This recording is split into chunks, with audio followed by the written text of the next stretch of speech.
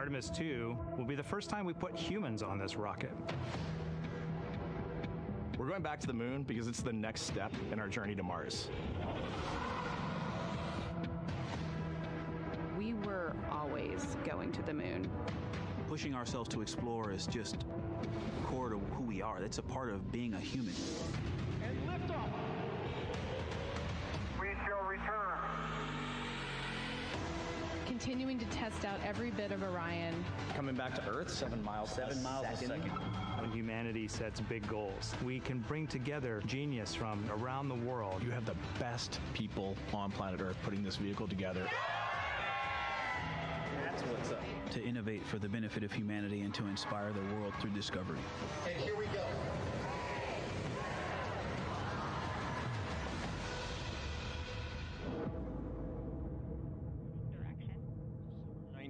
1972, 2:25 p.m. Eastern Standard Time. The Command Module America splashes down in the Pacific with Gene Cernan, Ron Evans, and Jack Schmidt aboard as the Apollo 17 mission came to an end, along with humanity's first series of expeditions to the moon.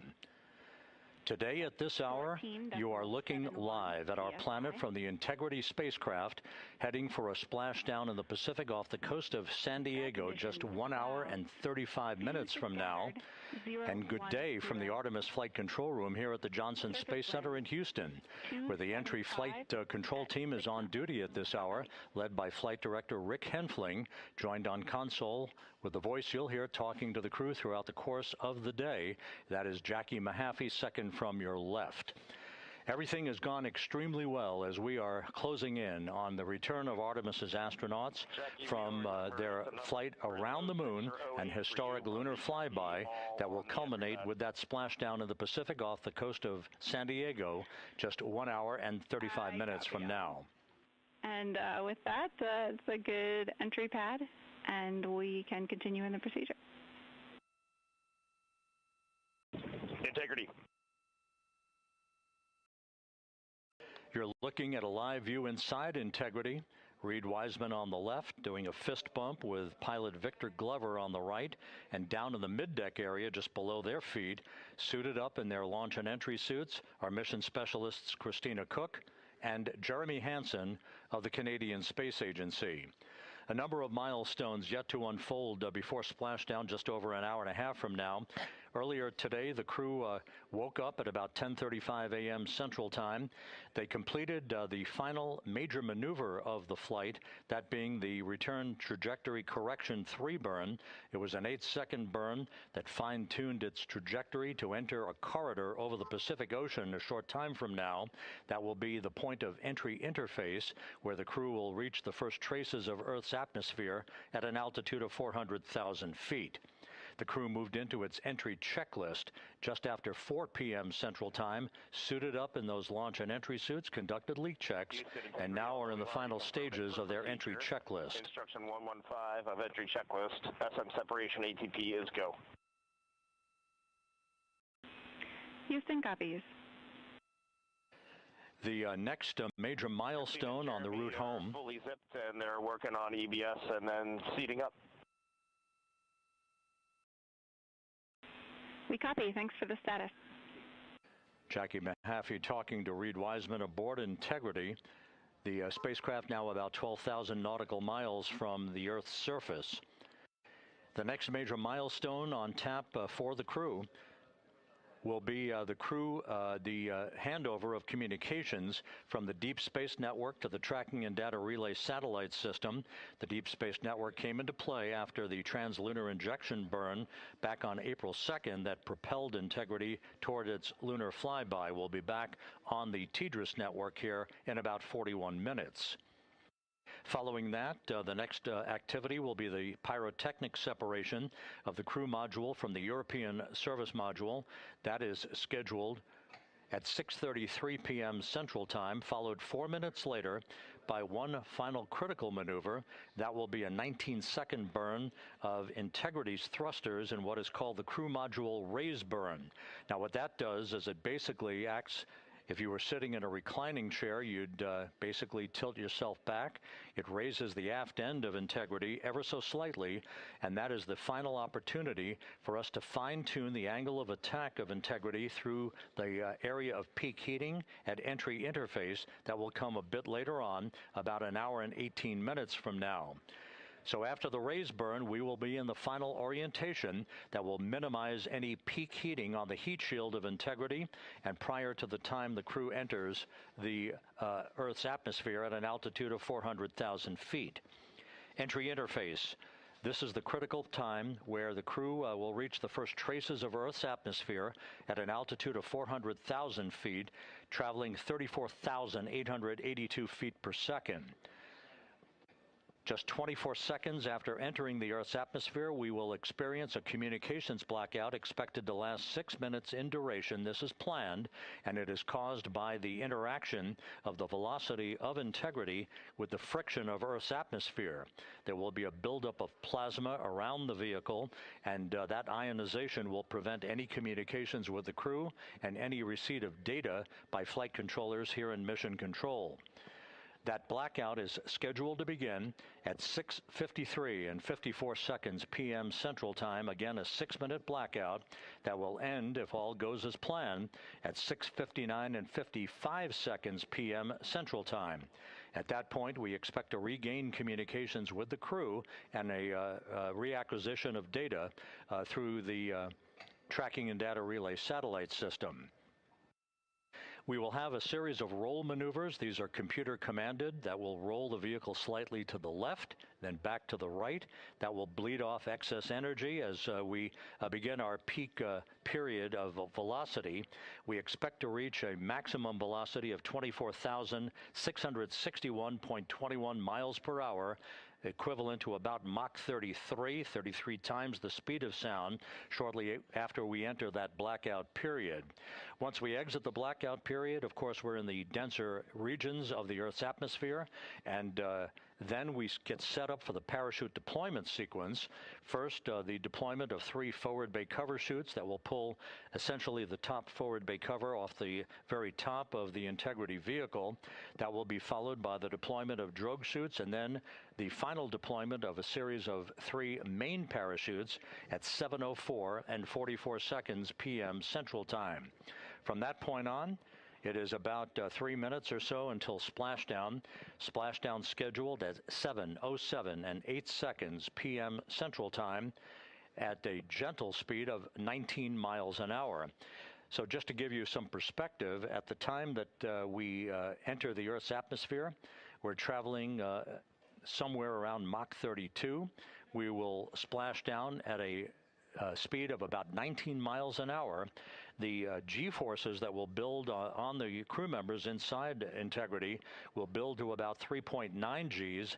That is what is expected and what they have trained for and what the spacecraft is designed to support.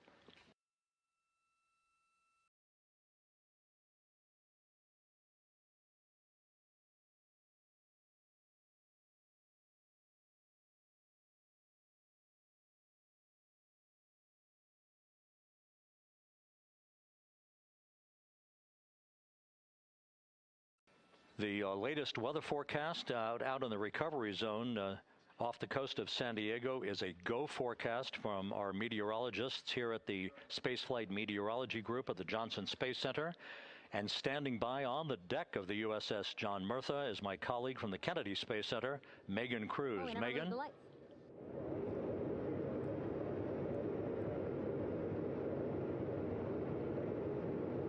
Hey there, Rob. Yeah, welcome to the bow of the USS John Murtha. This is where we will report out live updates from the ship as NASA and the U.S. military work to recover our Artemis II astronauts in just about an hour and a half. How exciting. Now, right now, as you can see, we are out in the Pacific Ocean. We are just west of San Diego. We're actually staged about 6.5 miles away from where we expect Orion to splash down. And then we will incrementally move closer. So at the time of splashdown, we'll be about 5 miles away, and then we will will move to 3.2 miles away. At that point, we'll pause, make sure that all the debris that might be coming down with Orion, because basically some parts of like the parachute system, they're jettisoned off Orion during descent. So we'll just want to make sure that those all land in the water and that we are safe to move even closer. So we will make sure that we can move a little closer, and at that point we will move to a mile away from Orion. And at that point the ship will circle the capsule while NASA and Navy recovery forces work to get our astronauts out, and we should have great views of the bow from here. But also we have a ton of cameras all around the ship. For example, we actually have some cameras right to the left of me here on the bow. These are very strong, stabilized cameras. We can really get up close to make sure that we are sharing all the images we have available to you. We also will have some views from above. We actually have 5 planes providing live views of splashdown today. In fact, some of those aerial assets just took off from San Diego minutes ago.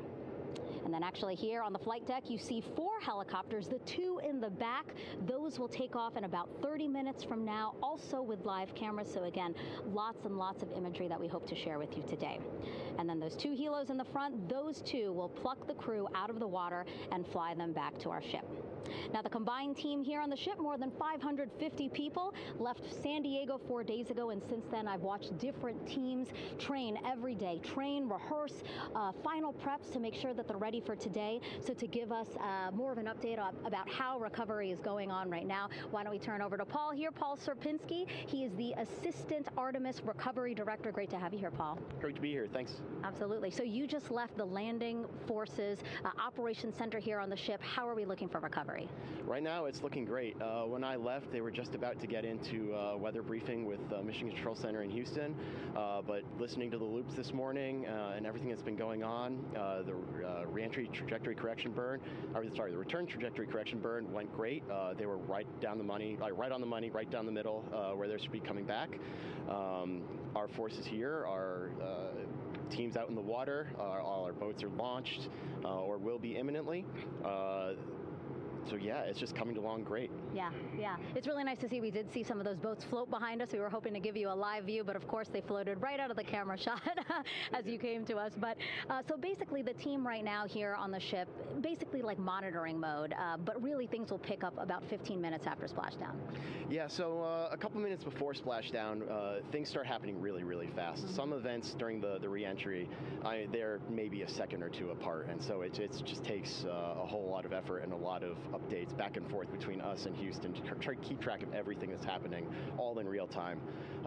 And then after splashdown, that's when the recovery team really kicks into high gear.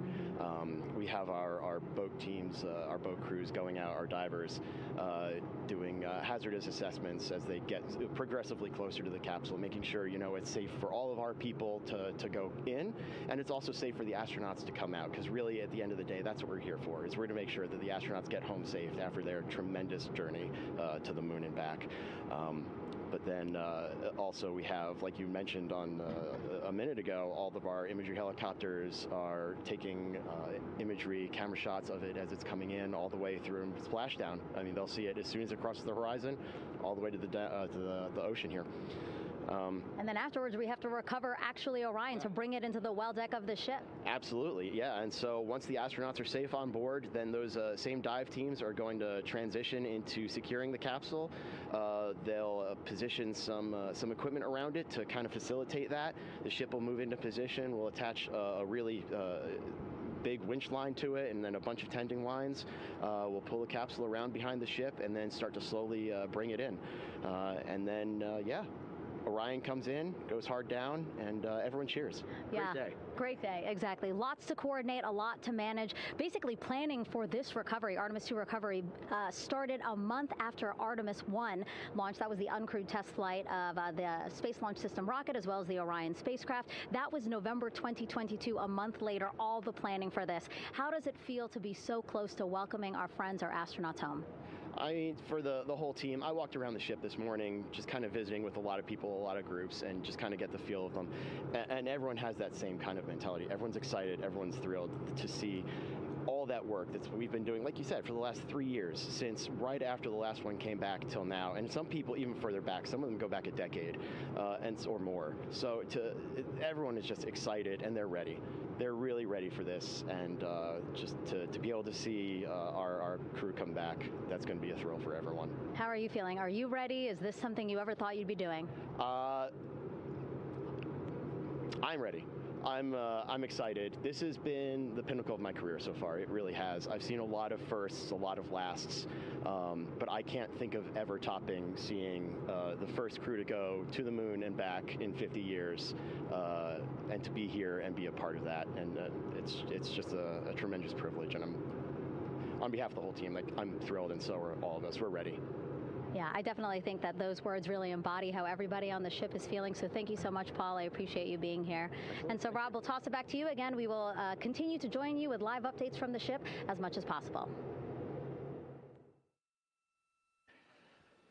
Thank you, Megan. Back here at the Johnson Space Center, the entry team of flight controllers looking over the shoulders of Reid Wiseman and Victor Glover there on the flight deck of Integrity, and again, just below their feet in the mid-deck area, if you will, Christina Cook and Jeremy Hansen of the Canadian Space Agency.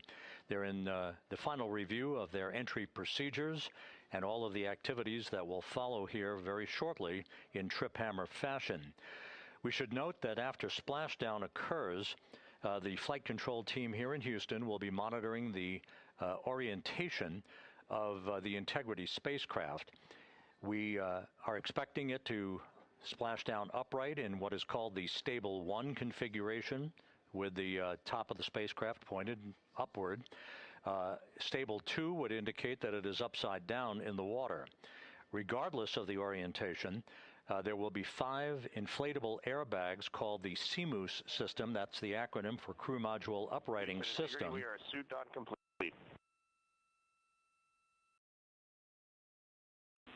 Houston copies.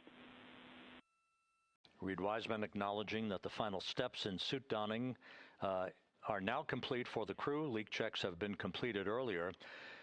The CMOOS system, those 5 inflatable airbags, will be inflated with helium. Those airbags will ensure that the vehicle remains upright. While that activity is going on, the flight control team here will be checking the systems on Integrity, also making sure that there's no leakage of toxic gas from the spacecraft. It should take about 15 minutes from splashdown to the power down of all of the systems on Integrity. And at that point, assuming everything is in a nominal fashion, then the green light will be given for the Navy recovery teams to begin to make their way closer to Integrity to begin the erection of a large inflatable life raft called a front porch that will be buttressed up alongside the hatchway to the spacecraft. That life raft will be used to bring the crew members out of this vehicle once the hatch is open, one by one. They'll get their land legs back after 9 days of weightlessness before they're put in harnesses to be hoisted one by one in sequential fashion and in alternating fashion to the 2 hovering Navy helicopters overhead. Houston Integrity for status. Go ahead. Seats 3 and 4 are connecting umbilicals. We're going to be stepping into leak check soon. 1 and 2 will be seated. 3 and 4 will be free float, and we'll configure EPROC accordingly.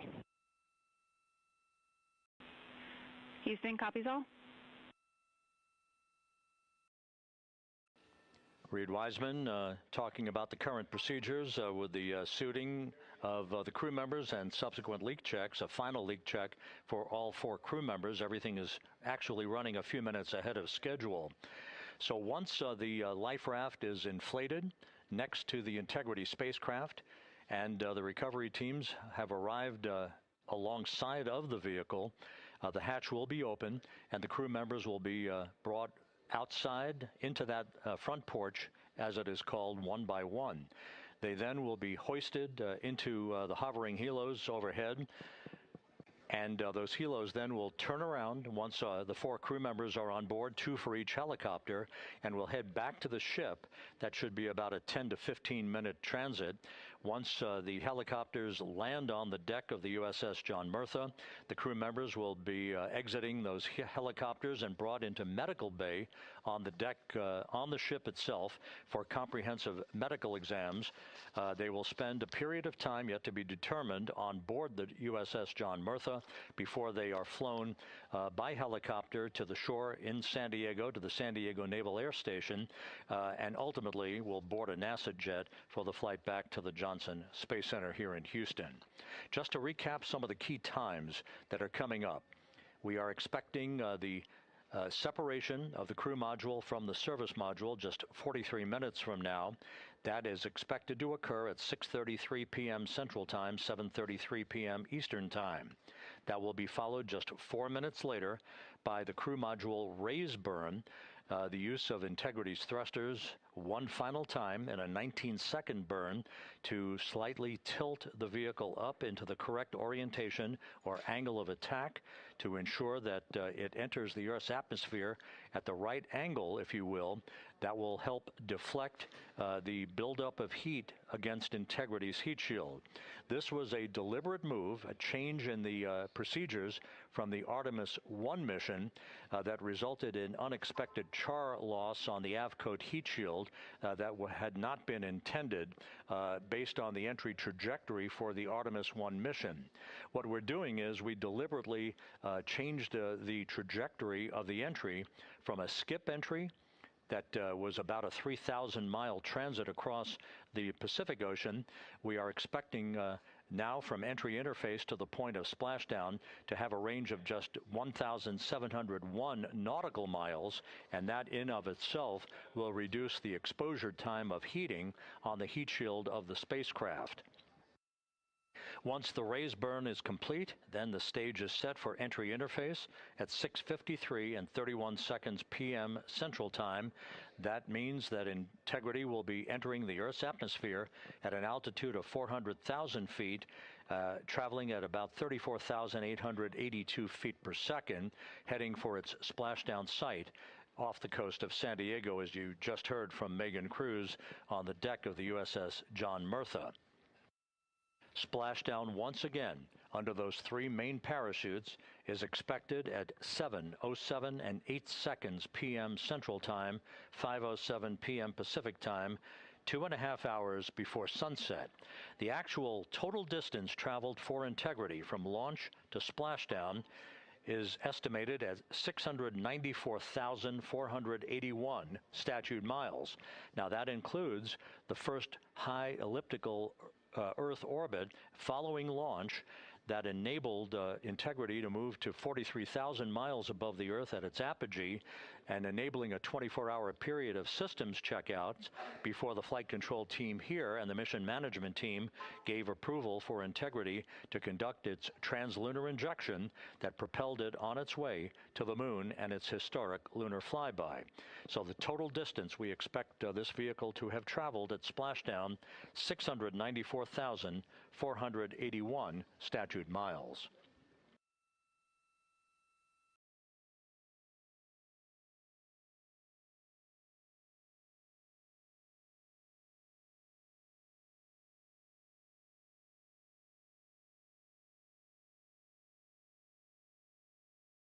With everything proceeding on track and on time aboard Integrity, the vehicle system's in excellent shape as the Earth grows larger in the field of view. Let's go back to the USS John Murtha and Megan Cruz, who is standing by.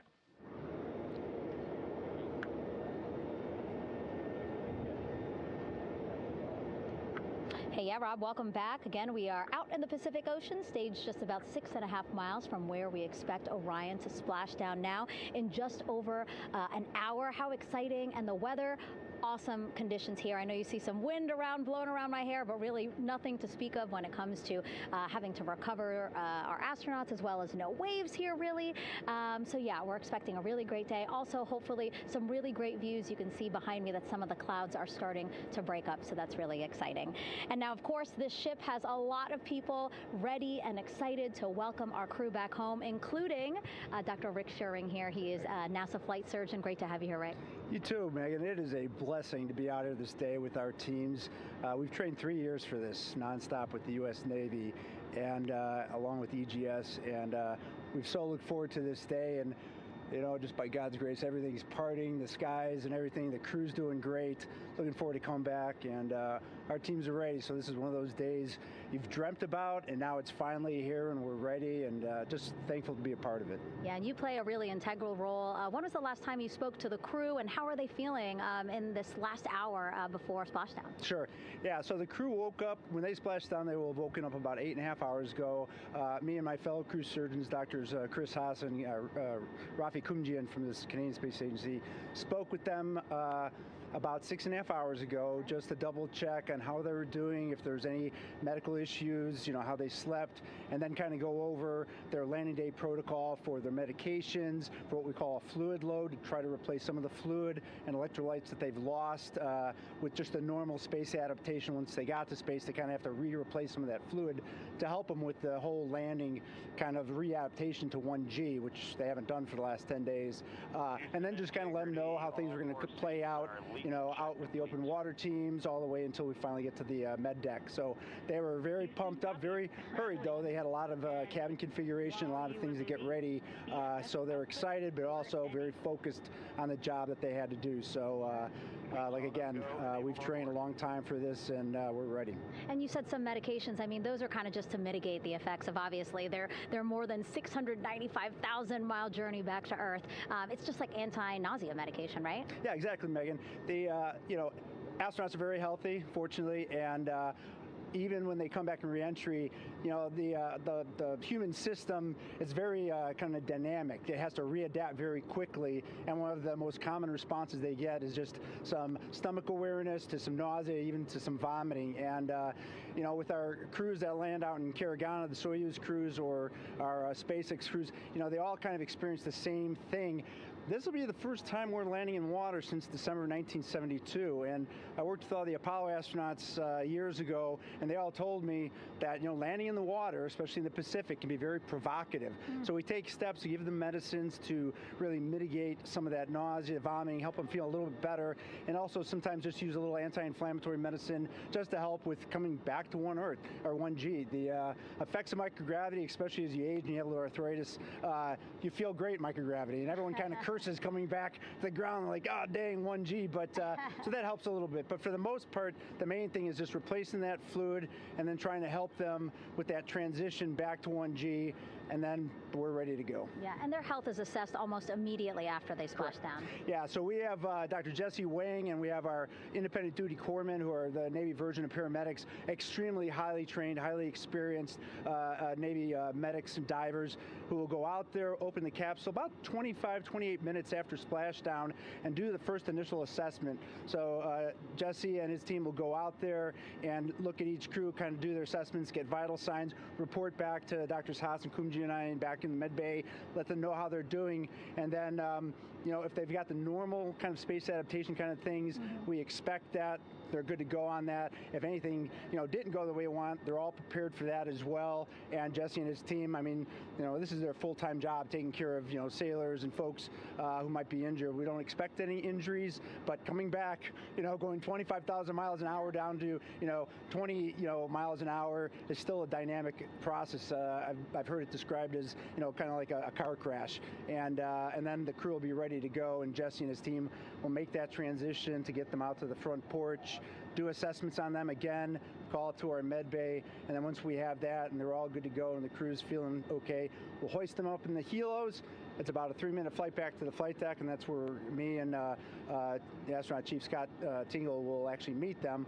I'll get eyes on them, make sure they're all good, just take very slow transitions, and then one by one we'll either get them out with the SMTs, the SAR med techs, under each arm, just, you know, kind of just walk them very slowly to med bay, which actually helps them acclimate back to 1G. Or if they really don't have their sea legs back yet, then we might put them in what we call a stair chair, which will be be right behind them, and then just very slowly kind of get them back into med bay to start our full assessments for the team. Yeah, so a really great team here to support them as soon as they get back, and also all throughout the mission, of course. You talked a little bit about this, but obviously, you know, we have seen astronauts return from the International Space Station for over 25 years, so we kind of know that that journey, how it affects the body. But yes, we're talking about humans returning from the moon for the first time since 1972. How is this different from your perspective?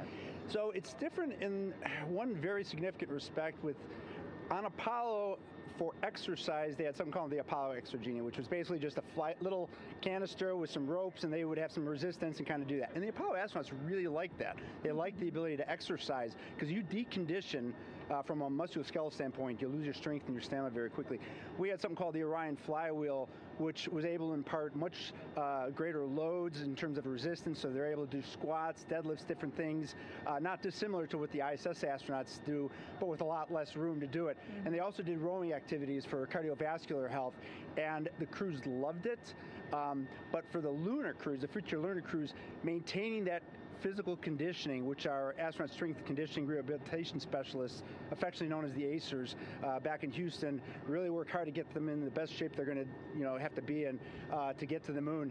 That device hopefully will maintain that. And Apollo only had about a 4.3-day journey to the moon. Our astronauts are going to have about a 10 to 14-day journey. Right. So maintaining that physical fitness, that strength and stamina is going to be crucial for the success of being able to do those very physically demanding lunar EVAs. Right. So we're very excited about what the astronauts have said about the device and what they have to say about the role exercise plays, going to the moon. And also the mental benefit. Sure. They just really like sweating, breaking the sweat, and actually just feeling like they're just getting a workout. Right.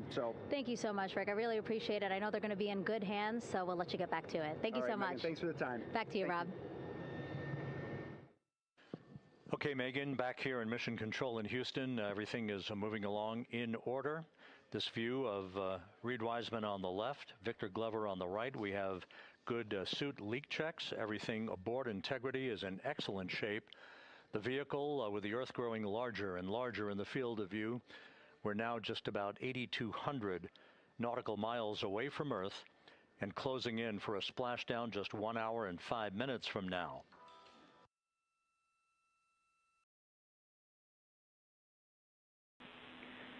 Integrity, just under a minute till your GPS maneuver initiates, and both GPS units look eager to acquire. Outstanding. Seats 3 and 4 are working on seat strap in now. Houston copies. Once again, as we start to close in on some of the major milestones, the first one coming up in just 31 minutes. And integrity, just confirming the LCG gas trap was able to be closed out. Affirmative. Copy. Crew module, service module separation scheduled just 31 minutes from now. The key point of interest, of course, will be the performance of Integrity's heat shield during its high-speed entry back into Earth and the peak heating that is expected around the spacecraft of some 4,000 to 5,000 degrees Fahrenheit. On Artemis I, as I think most folks know by now, we flew a trajectory known as a skip entry, in which we performed an initial dip into the atmosphere to bleed off some energy. Then we skipped out of the atmosphere and dipped back into the atmosphere before splashing down in the Pacific. But after the mission was over with, we noticed unexpected liberation of some of the charring effects on the heat shield known as AVCOAT. Before the flight, we had an opportunity to sit down and talk with Entry Flight Director Rick Henfling to get a perspective on what this all means and how the mission was redesigned to try to protect Integrity's heat shield to a higher extent. Let's take a look at that interview. Returning from the moon is a lot different than deorbiting from low Earth orbit. When we return from the moon, we expect to achieve velocities upwards of 36,000 feet per second. And in order to slow down to a nice, graceful splashdown in the Pacific Ocean, the flight crew is going to experience between 3 and 4 times the force of Earth's gravity. On Artemis I, pressure buildup inside the char layer of the heat shield resulted in the char losses we saw.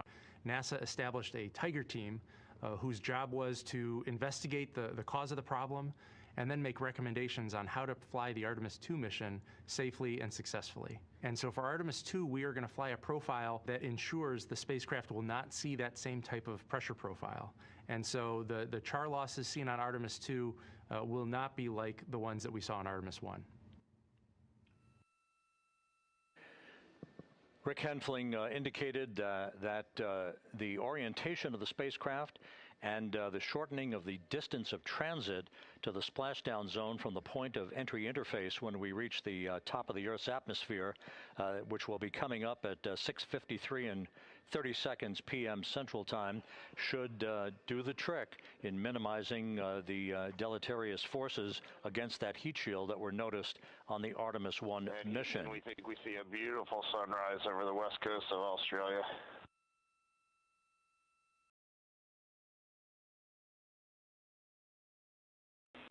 We copy. Commander Reid Wiseman reveling in his final hour in space on this mission as Integrity is passing over the southwest coast of Australia now at an altitude of some 7,600 nautical miles. That will begin the southwest and northeasterly transit across the Pacific Ocean. Let's talk a little bit more about some of the highlights and some of the numbers associated with the points of interest here. We are 27.5 minutes away from crew module, service module separation. That will be followed about 3.5 minutes later by the raise burn that we've discussed, a 19-second burn of Integrity's thrusters to fine-tune its angle of attack as it enters the Earth's atmosphere. Entry interface is scheduled 47.5 minutes from now. That's the point at which we will reach the top of the Earth's atmosphere, traveling about 34,882 feet per second at an altitude of 400,000 feet. Just 24 seconds after entry interface, we will begin a blackout period of 6 minutes in duration at 6:53 and 54 seconds p.m. Central Time. Now, right about 10 seconds after the blackout period begins, we are expected to reach peak speed, which would be 24,661 miles an hour. That'll be about 103 miles an hour short of the velocity record set by the Apollo 10 astronauts, Tom Stafford, Gene Cernan, and John Young, when they returned from the moon on the Apollo 10 mission in 1969. That blackout period is expected to last 6 minutes in duration.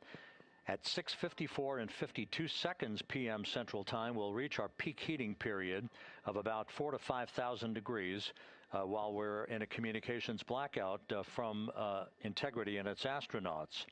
That blackout should end at 6:59 and 55 seconds p.m. Central Time, at which point we expect to regain communications with the crew. Capcom Jackie Mahaffey here in the flight control room will be talking to the crew, calling them, and will await a response from the crew as they come out of that blackout period. And at that point, their altitude will be just 157,000 feet above the Earth, traveling at 13,000 feet per second with a range to splashdown of just 147 nautical miles. From that point on, the next key series of events will be the deployment of a series of parachutes that we discussed before. First, the forward bay cover chute deploy that will pull the forward bay cover away from the top of Integrity, followed by drogue chute deploy and then the main chute deploy that's expected at 7:04 and 44 seconds p.m. Central Time. That will begin the gentle descent of Integrity towards its splashdown at just a velocity of just 19 miles an hour. And that will begin the recovery operations that you just heard Megan Cruz discuss with her folks on the USS John Murtha. All of Integrity's systems in great shape. The crew is suited up. Leak checks complete as we stand by for the next major milestone, which will be the crew module service module separation just 24.5 minutes from now.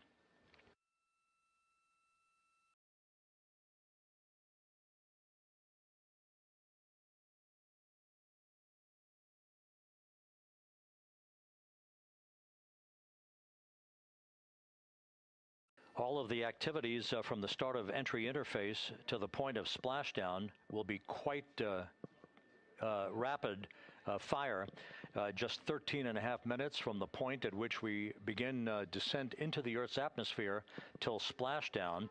And just to show you, as Rick Shearing, the flight surgeon, alluded to in his interview with Megan Cruz, all of this happens to decelerate the vehicle from traveling around Mach 33 to just 19 miles an hour at splashdown. All of that happening in just 13.5 minutes. But the vehicle and the parachutes are all designed to support all of that, so we'll be standing by to report all that to you in sequential fashion as these milestones are ticked off and as we hear from the crew during its entry back into the Earth's atmosphere and ultimately when they emerge from the blackout period, and at that point we'll be just minutes away from splashdown.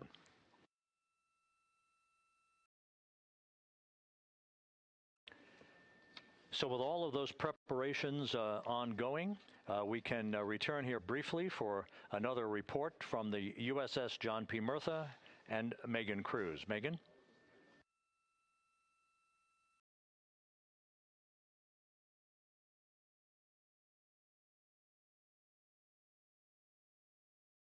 And we'll regain that communication with the USS John P. Murtha just momentarily.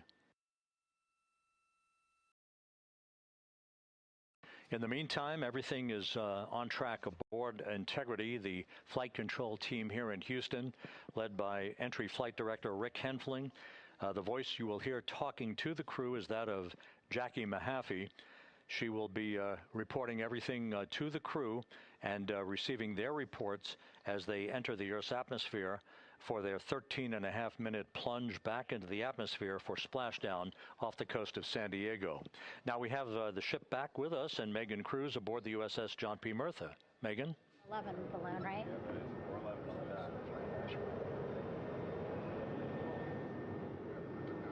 Hey, Rob, yeah, the excitement is really building here on the ship. I'm watching right now one of the weather balloons being lofted up from the ship. Again, weather balloons, very important for us to make sure that we are tracking the right kind of weather and also the data that's needed for what's called our Sasquatch team. Again, it's a team out of NASA that basically makes sure that the debris that comes off of Orion, again, some of those pieces of the parachute system, make sure that they don't fall on us here in the sea, and also our aerial assets, our folks in helicopters. So watching that float away right now. But with me right now is Captain Eric Kenny.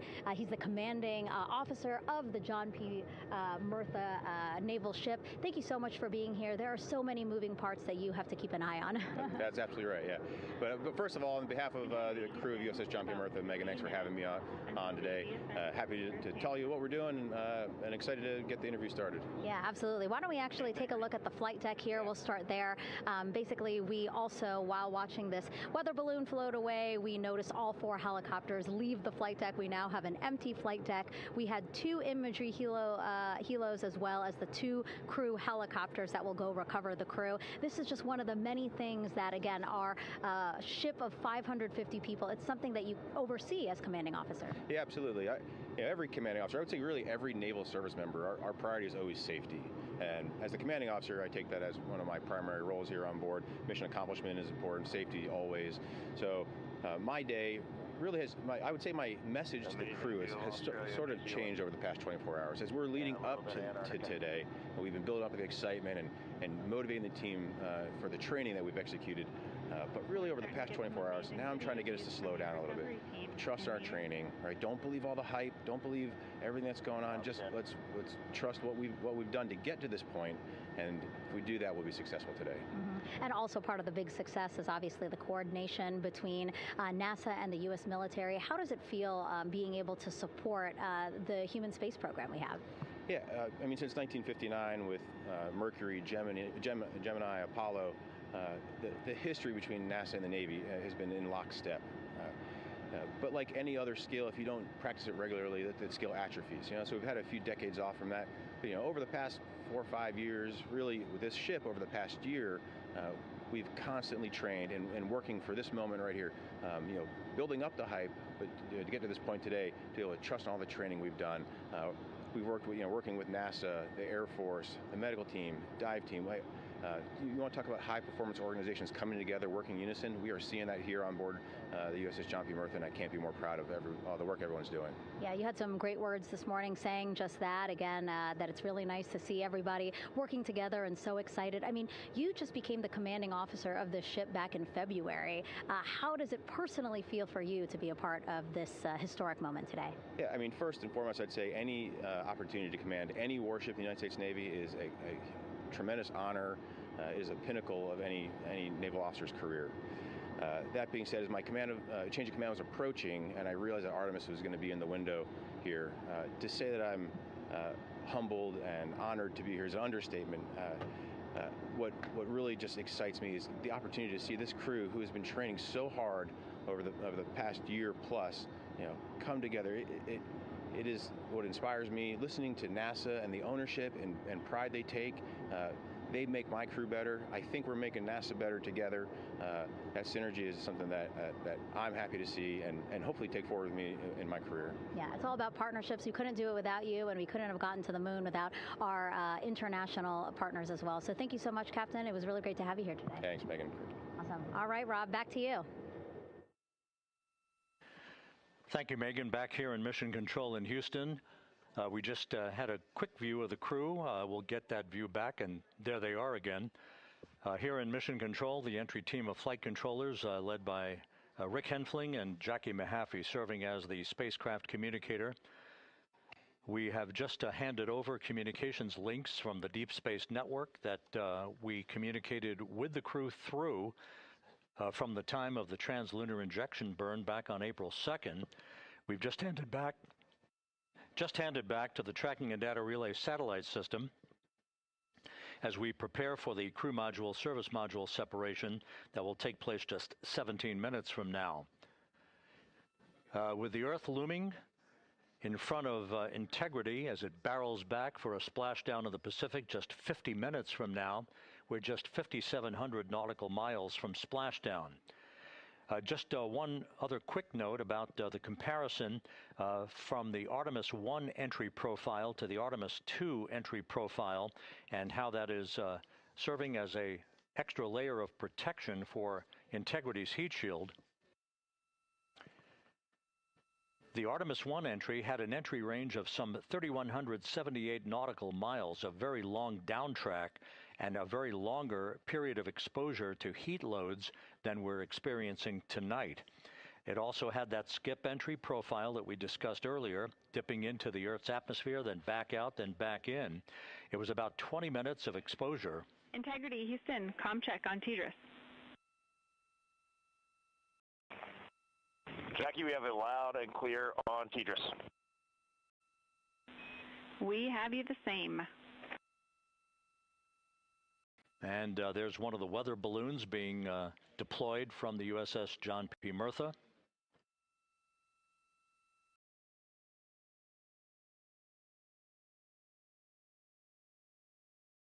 So the Artemis I entry had the vehicle. Any update on GPS? We haven't seen a track in yet.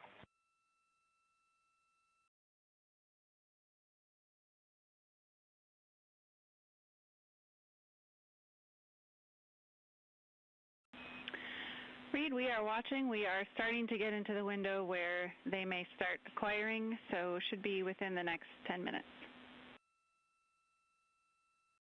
Okay, sounds good. We're holding at step 17 and getting ready for CMRCS hot fire.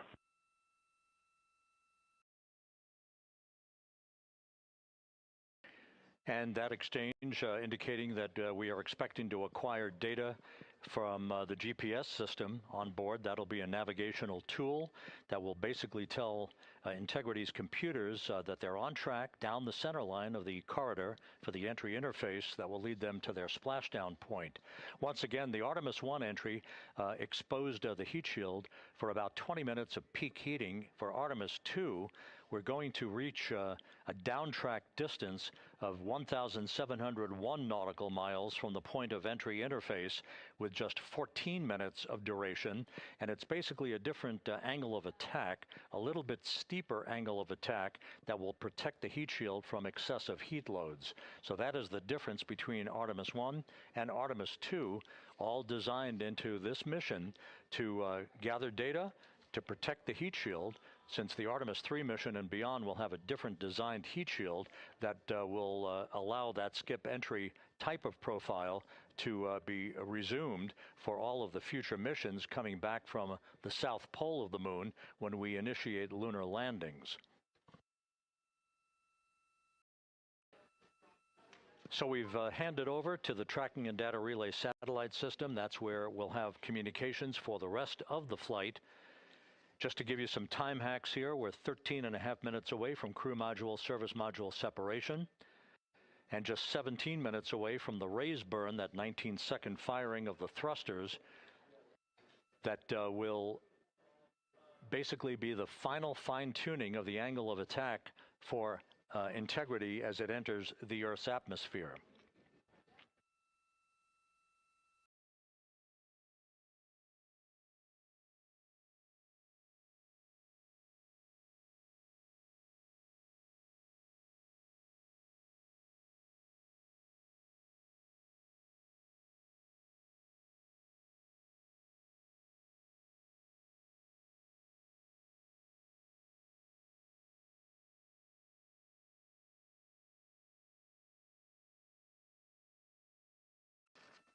And once again, a dueling box view of some of the assets that are involved in recovery operations today. The integrity, cabin configured, all crew suited and seated. Houston, copies. That confirmation from Reid Wiseman aboard Integrity, as you see the assets being deployed to the splashdown zone. At the time of splashdown, we expect the John P. Murtha to be about 5 miles away from Integrity, keeping a safe distance until we are sure that the vehicle is in the water and upright, and that it is in a good configuration system-wide for the recovery teams to begin to approach the vehicle to erect that inflatable raft. 2 minutes to CM RCS warm-up hot fire. We're ready. That call from spacecraft communicator Jackie Mahaffey indicating that we're 2 minutes away from a quick burst of the reaction control system. Thrusters, that will be a hot fire test prior to the separation of the crew module from the service module. The European service module has performed flawlessly throughout this flight. Everything, all the burns that had been prescribed for that service module have been executed on time and without a problem. There is the European flight control room that has overseen the manufacturing, the design of the European service module. They deserve quite a bit of credit on this mission for not only propelling the Integrity and its astronauts toward the moon, but also conducting the fine-tuning of its trajectory to bring it to this point where we are dead spot on down the middle of the corridor trajectory-wise to bring Integrity down for its splashdown in the Pacific just 44 minutes from now.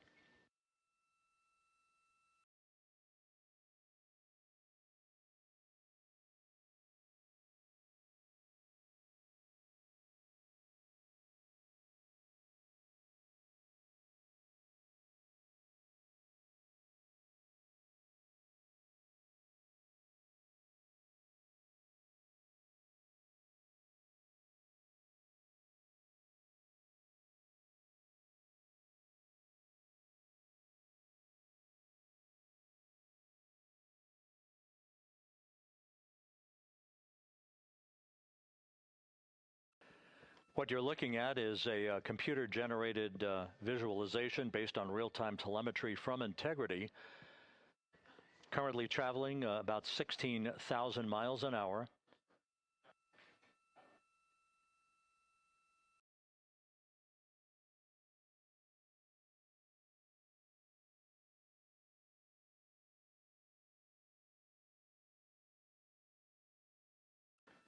Integrity traveling about 16,000 miles an hour. For the prop cautions, we're taking a look. Copy that. Now just about 5,100 miles from Earth. Splashdown scheduled 43 minutes from now. We're just 9.5 minutes away from the crew module service module separation.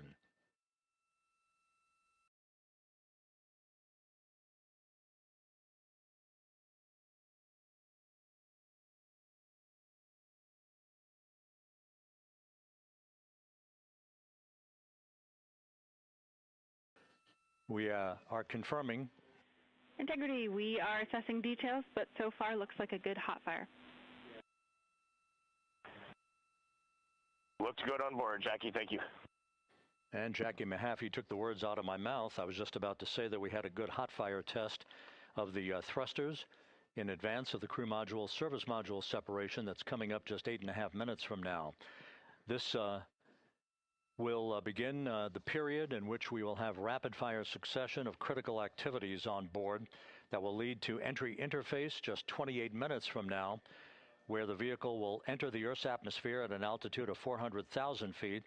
The time of entry interface, 6:53 and 30 seconds p.m. Central Time.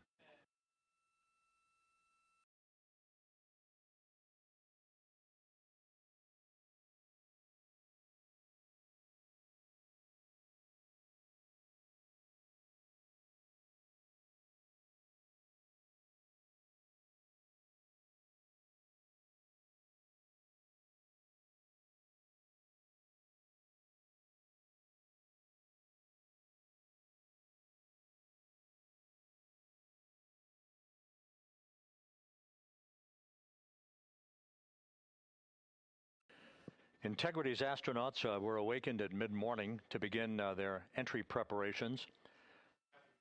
And propulsion officer now reports a good hot fire test in preparation for the crew module service module separation.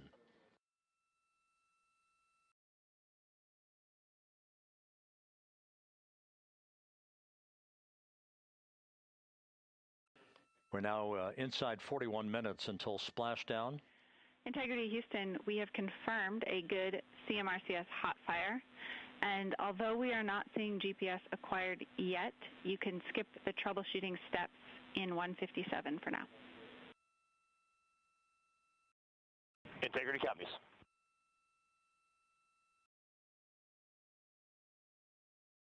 That GPS discussion indicating that we will be acquiring navigational data for Integrity through the Global Positioning System equipment on board. We just don't have it yet, but we will. All of Integrity's systems are in great shape to support its high-speed entry into the Earth's atmosphere.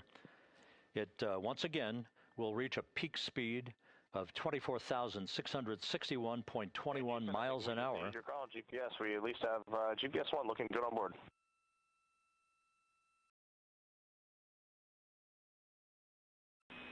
We are confirming.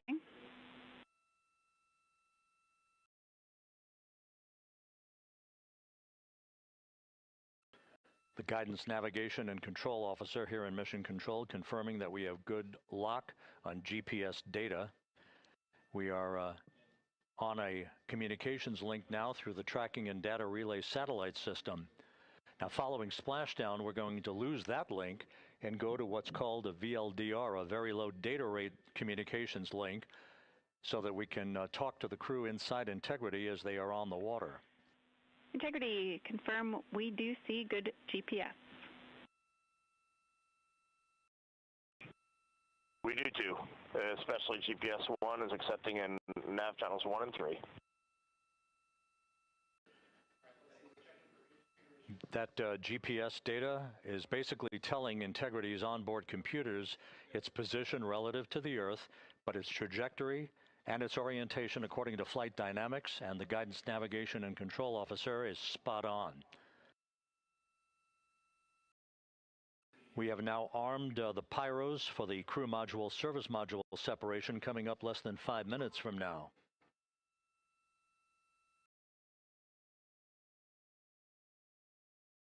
Once again, just 10 seconds after entry interface, we will see Integrity reaching its peak speed of 24,661.21 miles per hour. That will be just seconds before we begin a 6-minute blackout period. Integrity, Houston. Your vehicle is in a good config for CM-SM SEP and go for CM raise. Houston, we see the same on board and copy go for CM raise. That CM raise referred to as the slight firing of 19 seconds by Integrity's thrusters with a change in velocity of 9.9 feet per second, a slight nudge of the aft end of the vehicle so that it's tilted a bit upward, providing the final angle of attack as the vehicle enters the Earth's atmosphere. This being the mitigating factor that will reduce heat loads on the heat shield as we reach a point downrange from the start of entry interface, some 1,701 nautical miles to the splashdown site.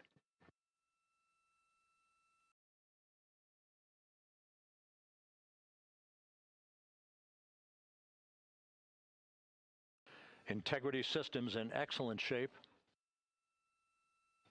We are currently 3,300 nautical miles left in this mission.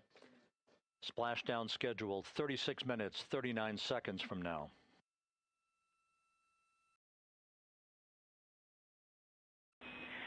Integrity, Houston. For the 2 enabled prop cautions, what happened is while the thrusters were firing, multiple pressure sensors on each of the strings diverged a bit from each other. Those limits look to be set pretty tight. We think it could happen again when the thrusters fire in the future, so we are going to suppress those messages. We concur with suppress, not inhibit. Thank you. That exchange between Jackie Mahaffey, our Capcom for tonight, and Reid Wiseman aboard Integrity, indicating basically to ignore sensor data. All of Integrity systems are in good shape.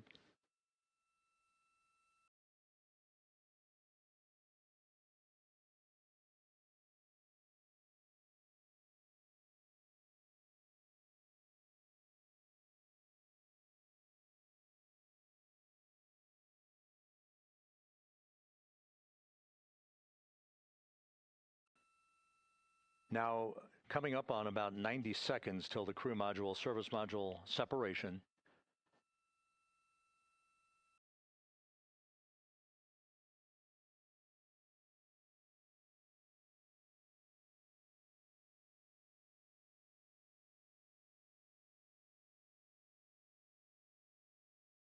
All quiet here in Mission Control as we enter the most critical phase of the completion of this flight. All of the preparatory activities leading up to the vehicle entering the Earth's atmosphere just 21 minutes from now.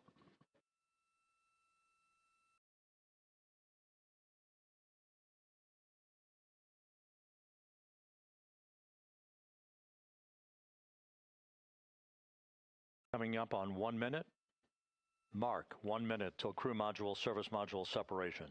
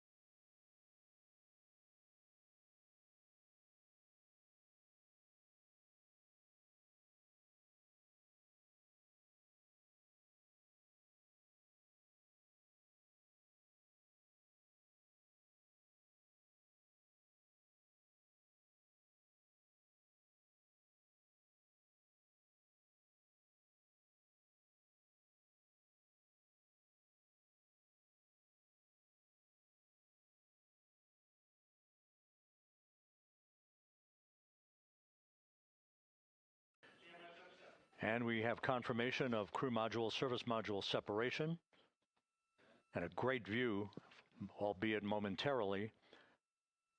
Houston, good step on board.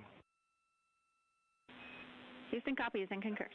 The European Service Module now separated from Integrity, a job well done. Integrity, no action for the 4 CDH cautions. Those are SM related, not applicable. Integrity.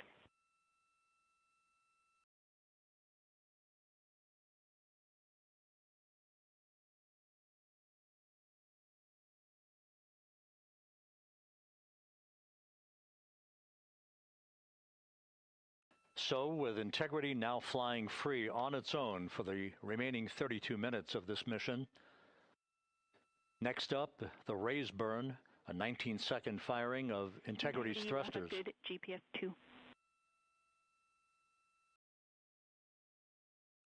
Integrity copies, good GPS 2. Coming up on the 2-minute mark until the raise burn. Again, this is the final tweaking of the orientation of Integrity to put it in the right angle, if you will, the angle of attack that it will fly in during its entrance into the Earth's atmosphere. Entry interface now just 18 minutes, 25 seconds away. This is a visualization, but driven by real-time telemetry. This is the maneuvering of Integrity to the raise burn orientation. Just 2,800 miles from Earth.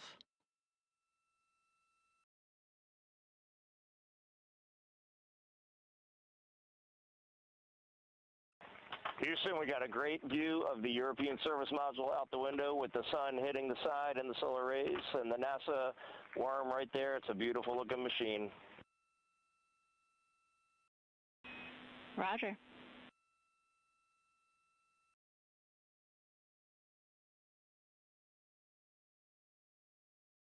And we have completed the maneuver to the raise burn orientation, 1 minute away from the raise burn.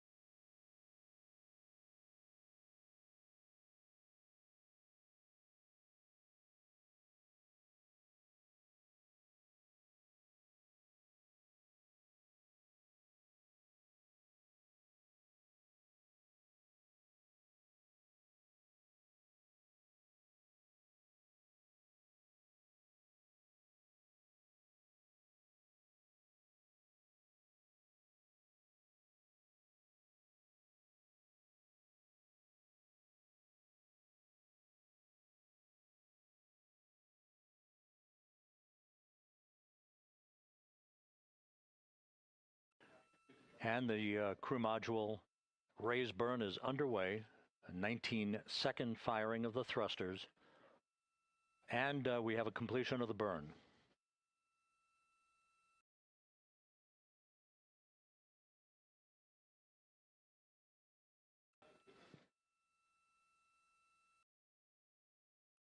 Integrity, good. CM raise burn. Your flight path angle is within limits.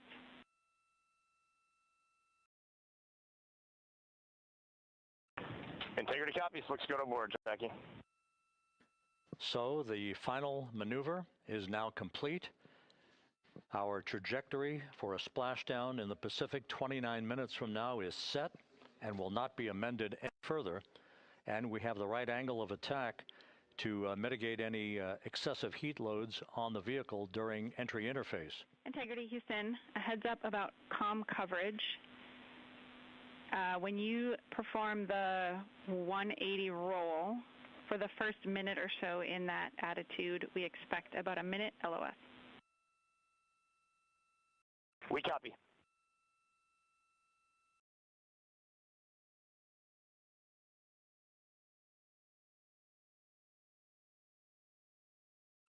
So for those who are watching the series of events coming up, we will enter the first traces of Earth's atmosphere 14 minutes, 45 seconds from now.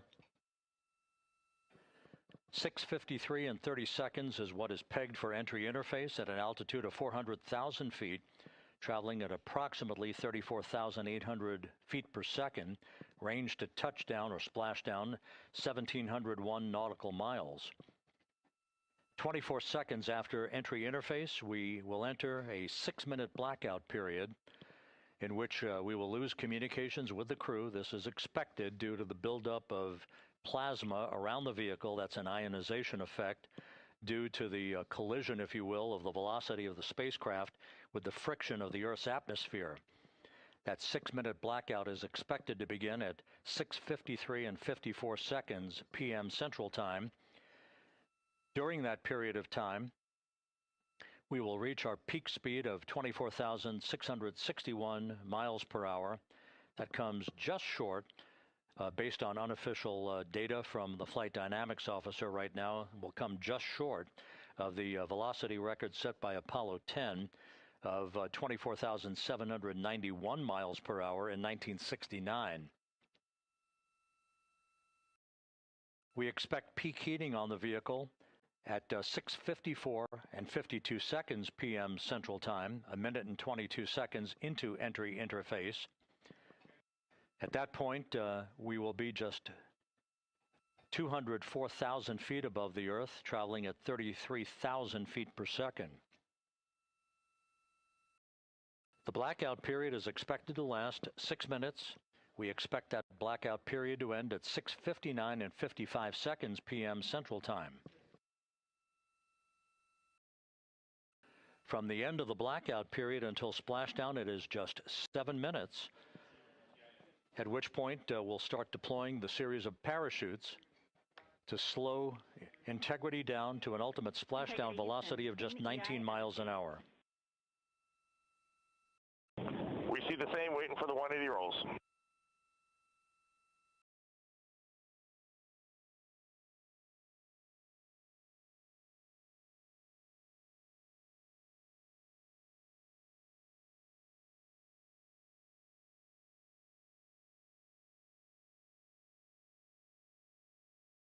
The parachute deployment sequence, once again, will come in several segments, but in rapid-fire succession. And we have a great view of the moon out window, too. Looks a little smaller than yesterday. Guess we'll have to go back.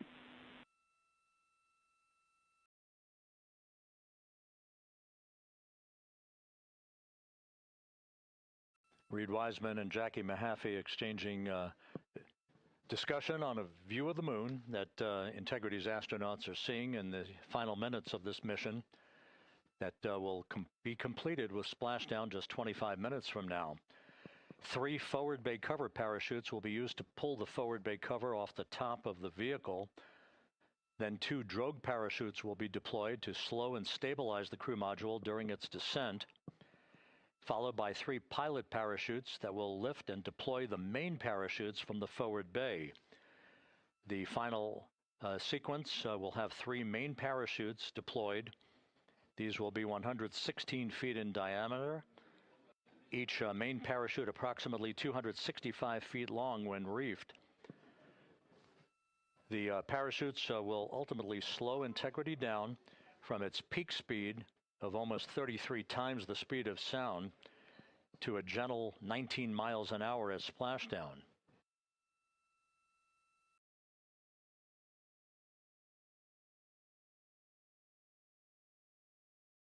The vehicle is now currently in a roll to the proper attitude for entry interface.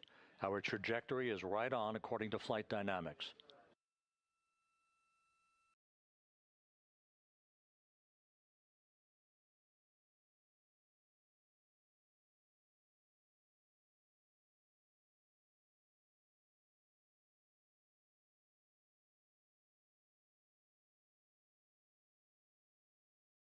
Integrity is on a trajectory from southwest and northeast across the Pacific Ocean, descending at a rate of 15,000 feet per second.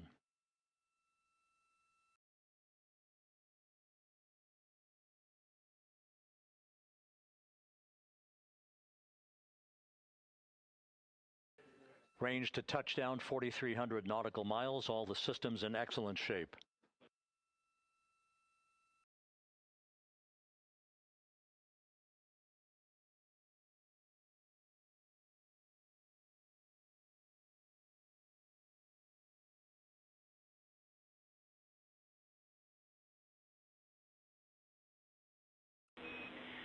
Integrity, Orion in the EI roll 180 attitude. Looks good on board, Jackie.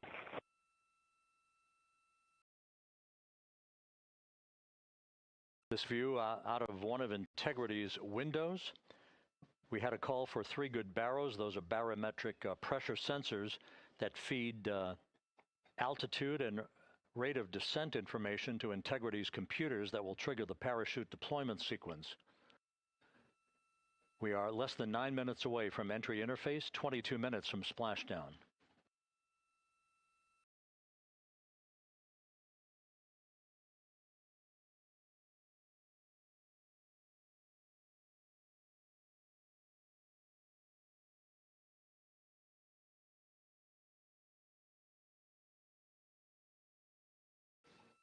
You can see the reflection of one of the crew members in the window.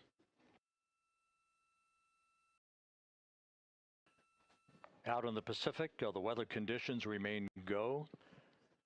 Just a few clouds, some scattered clouds, winds at 10 knots, wave heights just about 4 feet. A gentle day in the Pacific for the homecoming of Integrity's astronauts.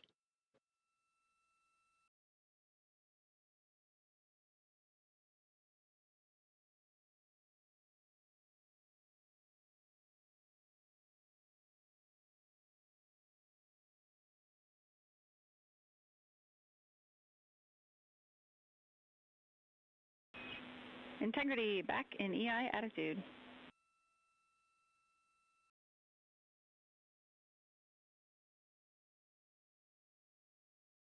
We see the same on board, Jackie.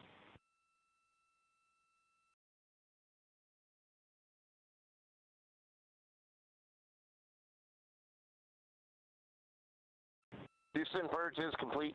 Crew and vehicle are configured for entry. Houston copies. And we're in step 37, transferring nav state to BFS.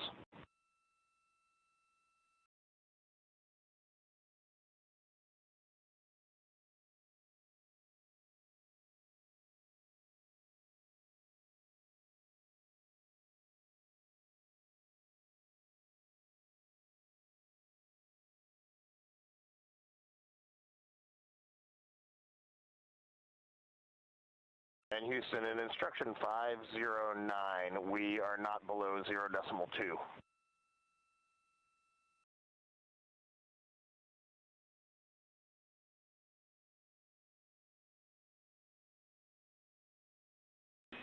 Integrity, no action required.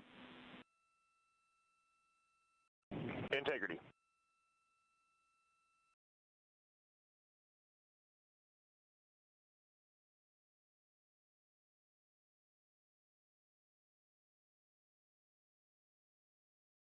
Now 6 minutes away from entry interface. We will hit the first traces of Earth's atmosphere at an altitude of 400,000 feet, traveling about 34,882 feet per second. Range to splashdown at that point will be 1,701 nautical miles.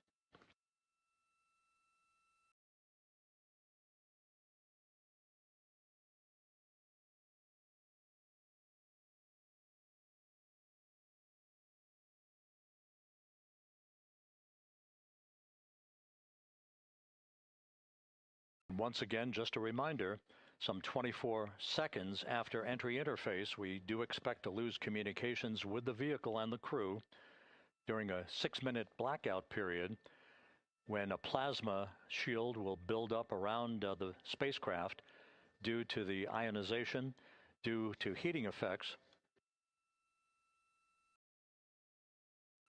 And Flight Dynamics has just confirmed we will have a blackout period of exactly 6 minutes in duration. And once again, that's due to the fact that a plasma buildup around the vehicle will prevent communications and data, so we will not be able to talk to the crew members at that time, nor will we receive data here in the flight control room. Houston, everything is looking good on board. Just confirm no pre-EI downloads. Houston concurs. That blackout period to begin at 6:53 and 54 seconds p.m. Central Time, and again will last about 6 minutes in duration.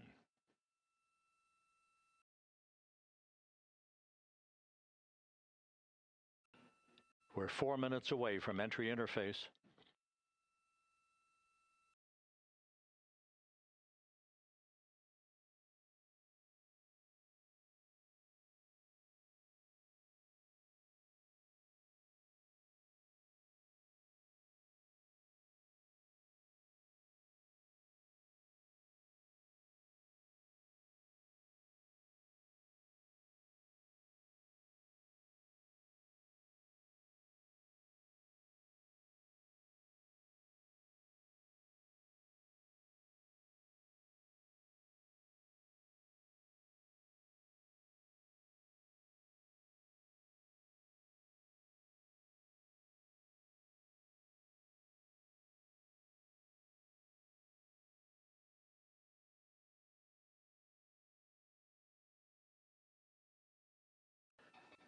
This view from Integrity, as it crosses from southwest to northeast across the Pacific Ocean, 3 minutes from entry interface.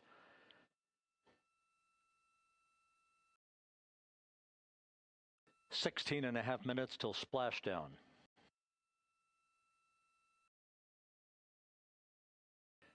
The USS John P. Murtha and the recovery team is on station and in position, as are the airborne imagery assets that we hope to receive imagery from as Artemis enters the Earth's atmosphere and through parachute deployment.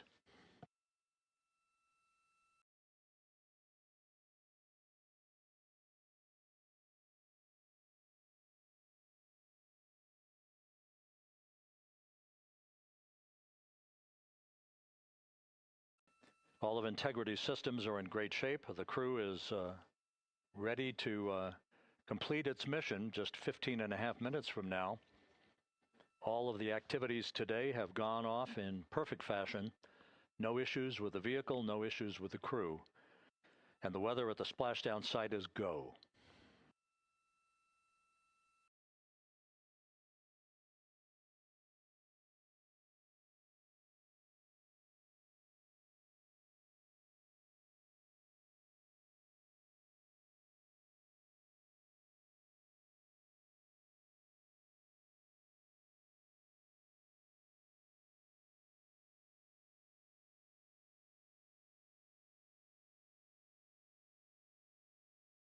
Coming up on 1 minute until entry interface.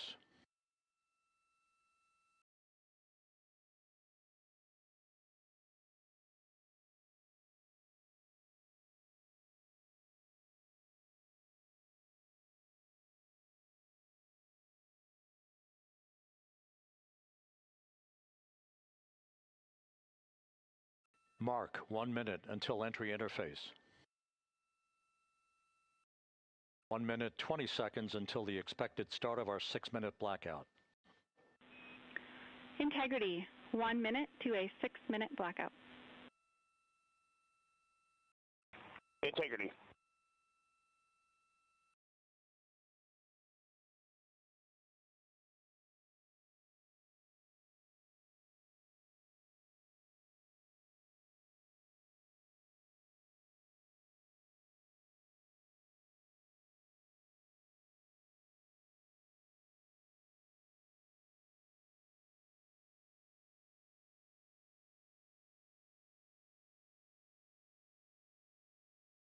Ten seconds till entry interface.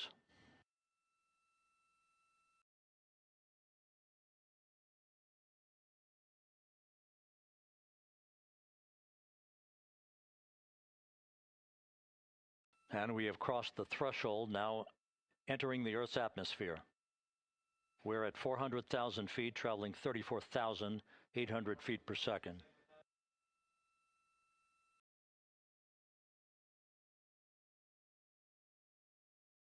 Time to splash down 13 minutes, 10 seconds.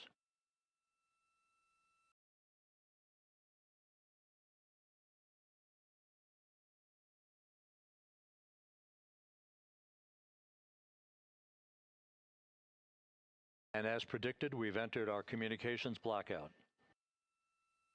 This will be a 6-minute blackout period. No voice, no data from the crew.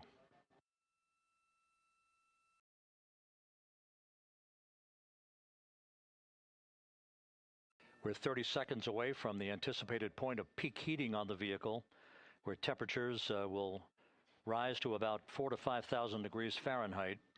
This is the true test of our trajectory.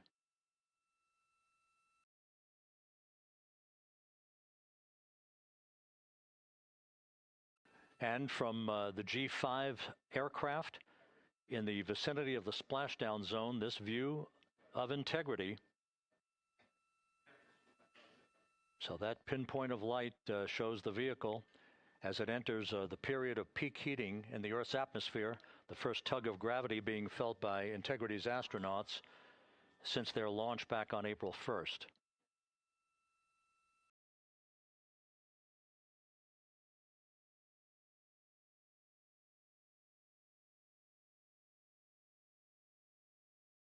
Four and a half minutes until the end of the blackout period. Time to splash down, 11 minutes, 33 seconds.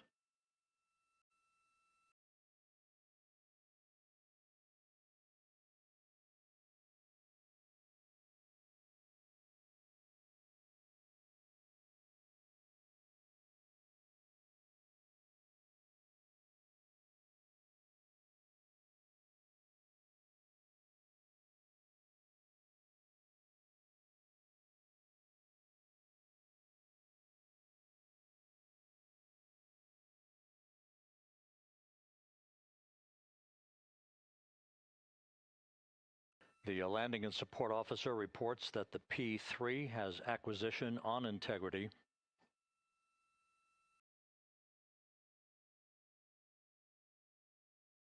Three and a half minutes left in this blackout period. This is a visualization of the plasma buildup around the spacecraft and the repelling of that heat on Integrity's heat shield.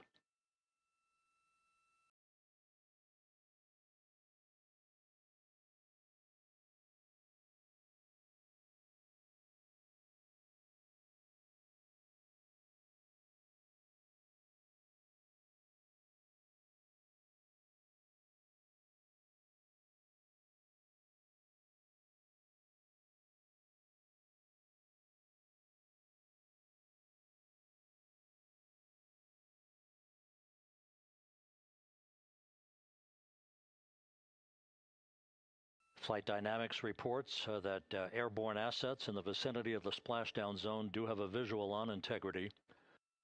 Still 2 minutes and 40 seconds left in our blackout period. Time to splashdown, 9 minutes, 35 seconds.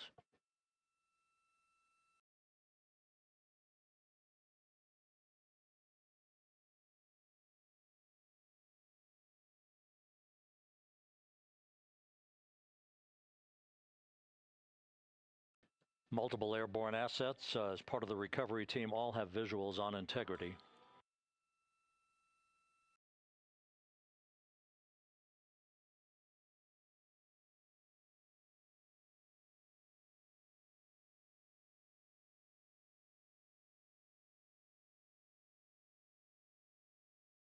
And the WB-57 flying in the splashdown zone also has a visual. And the Navy helos also have visuals.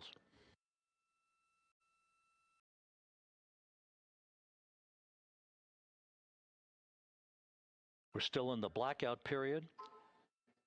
Still do not have communications from the crew.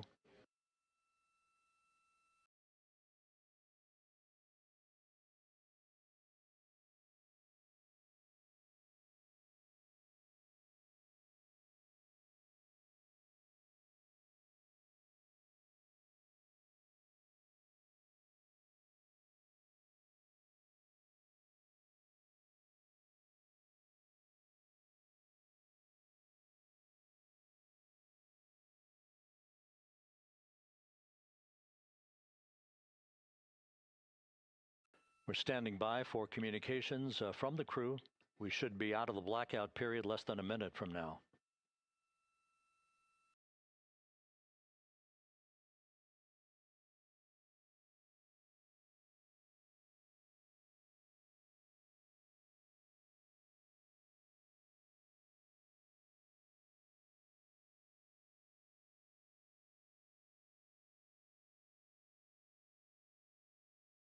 We are now processing data from Integrity.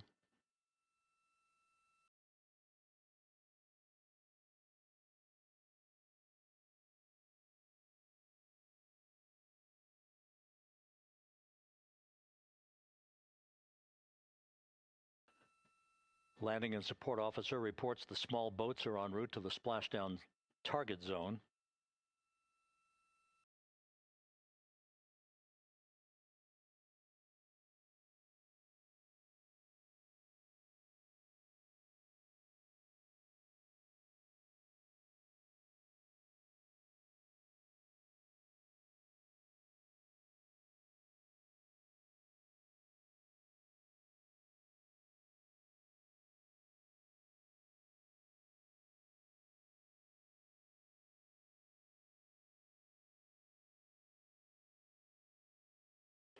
Passing through 150,000 feet, our trajectory is perfect.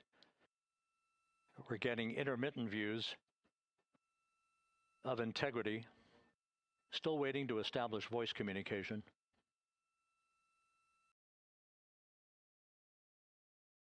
Integrity, Houston, comm check, post-blackout. Houston, Integrity, we have you loud and clear. Your trajectory is nominal, and your recovery teams have visual. Guidance looks good. No action for the enabled internal camera controller fail. Big cheers from the viewing room here in Mission Control as voice communication reestablished with Commander Reid Wiseman. For America and a waiting world, Integrity is 5.5 minutes away from coming home.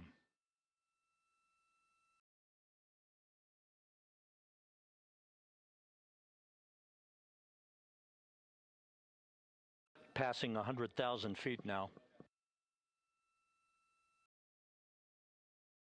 Range to splashdown 19 nautical miles.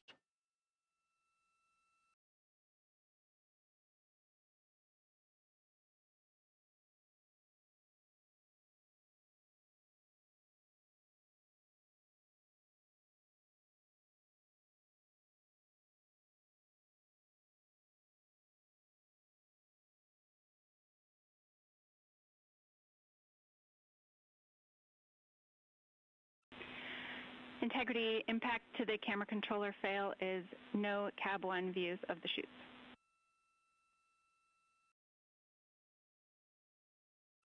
Integrity. We're processing good data through the GPS system. A good view of Integrity, time to splashdown 4.5 minutes.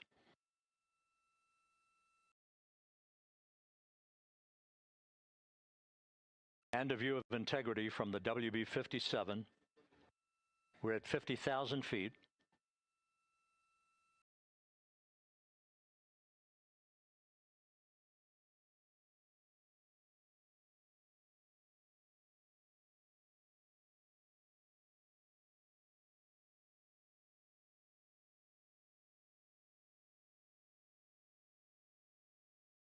The pyros are armed for forward bay cover jettison.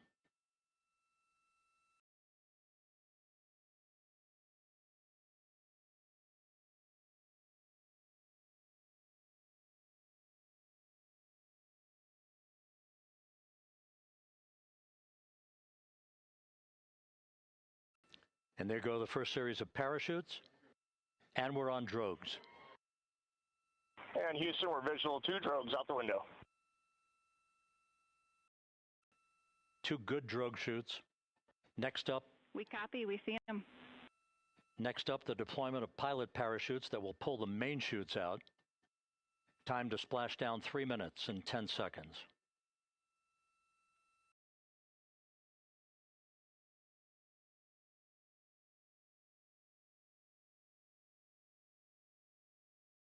Perfect descent rate according to flight dynamics. Good rates on 2 drogues. We see the same on board.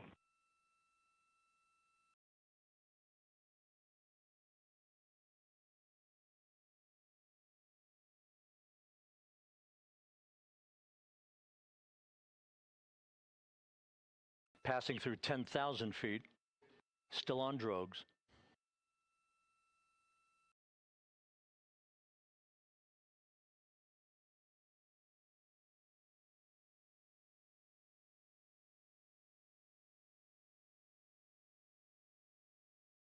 Main chute deploy. We're at 5,000 feet.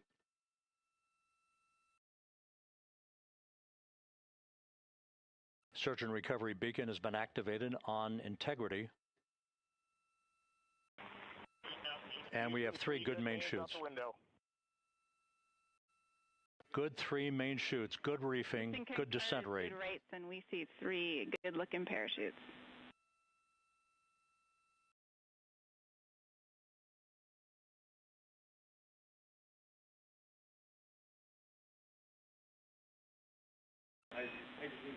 Integrity. Cabin pressure indicates no need for hydrazine checks. Integrity copies. This is a perfect descent for integrity. Its crew sounding hale and hearty on board. Time to splash down 1 minute, 15 seconds.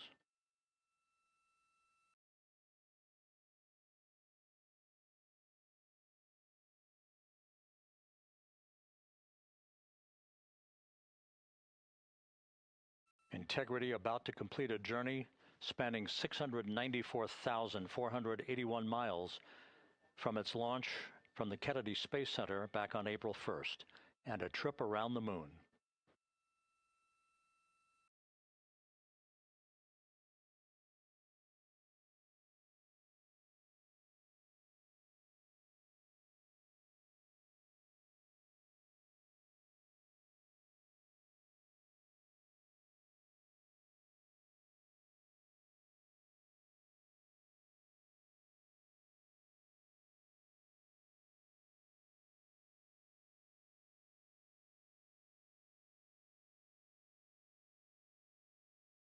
Passing through 1,000 feet.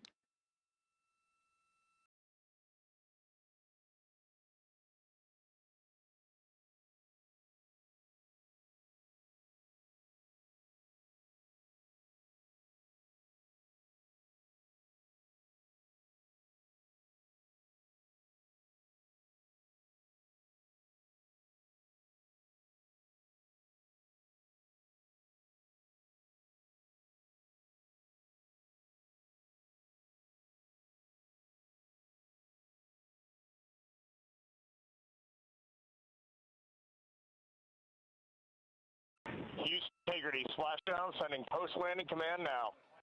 Splashdown confirmed. Copy splashdown, waiting on VLDR. Splashdown confirmed at 7:07 p.m. Central Time, 5:07 p.m. Pacific Time. From the pages of Jules Verne to a modern-day mission to the moon, a new chapter of the exploration of our celestial neighbor is complete. Integrity's astronauts back on Earth.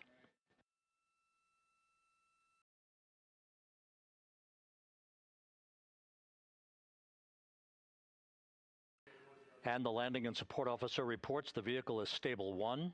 We still will be deploying the crew module uprighting system to maintain that orientation. A perfect bullseye splashdown for Integrity and its 4 astronauts.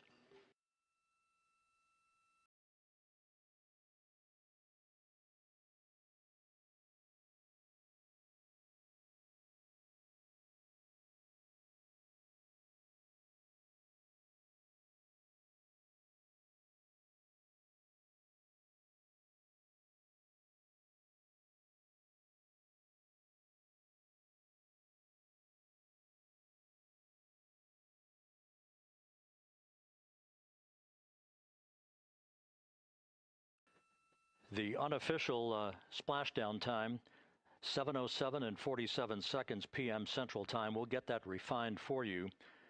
That would put the end of the mission at a mission elapsed time of 9 days, 1 hour, 31 minutes, 35 seconds.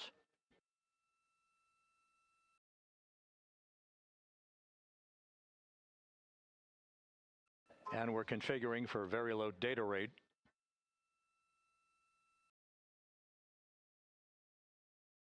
Once again, splashdown occurring in the Pacific, southwest of San Diego at 7:07 and 47 seconds p.m. Integrity Houston, comm check on VLDR.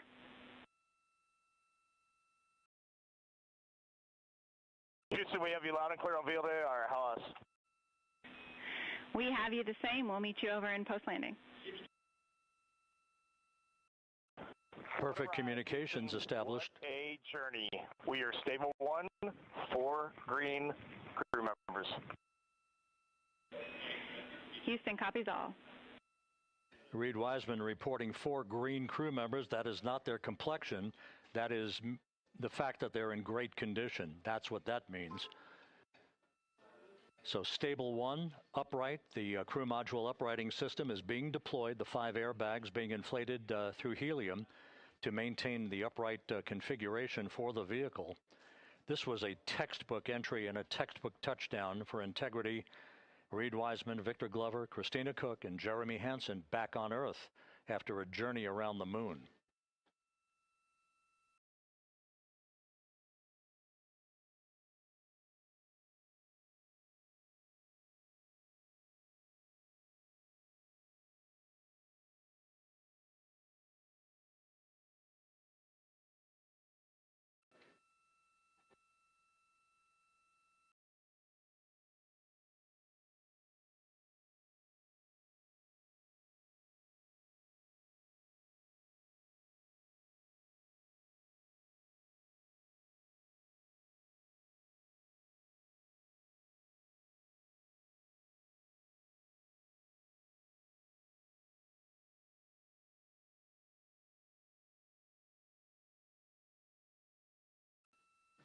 We continue to monitor the functioning of the CMOOS system.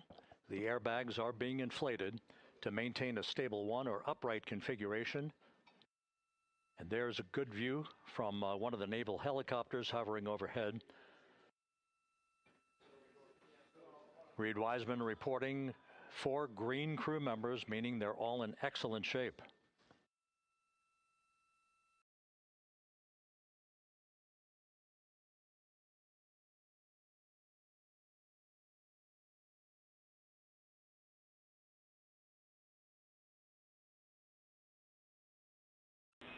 Integrity Houston for SAR beacon and radio. SAR beacon is in for 06, and we're powering the radio now. Go ahead.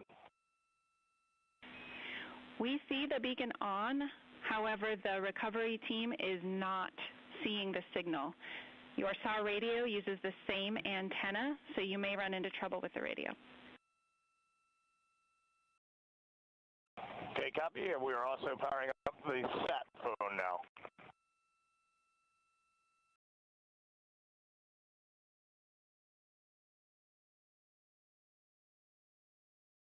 So Integrity is in great shape, and as the crew continues its post-splashdown timelined activities on board, Reid Wiseman once again reporting that all 4 crew members are in excellent shape. And we have 5 inflated airbags to maintain an upright configuration so that the recovery team can now begin a slow approach to the vehicle. Meanwhile, here in the flight control room, Entry Flight Director Rick Henfling is polling his team of flight controllers for the start of powering down the vehicle after a thorough systems check. We have no toxic gases to be concerned about, so the recovery personnel can approach the vehicle, but not until we have powered down the spacecraft. That's expected to take a few more minutes.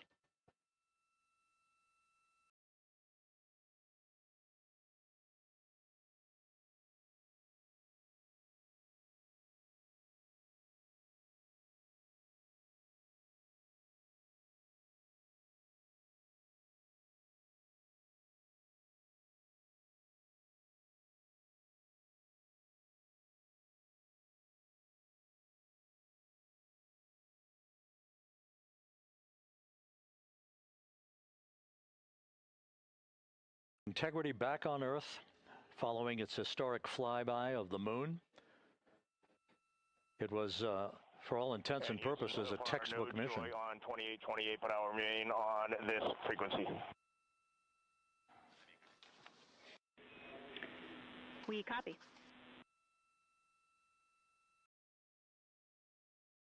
Reid Wiseman indicating some trouble with the SARSAT phone on board, but that's not an issue. What is more important is that the vehicle is solid. No issues as we begin the power down of the vehicle to begin the recovery process.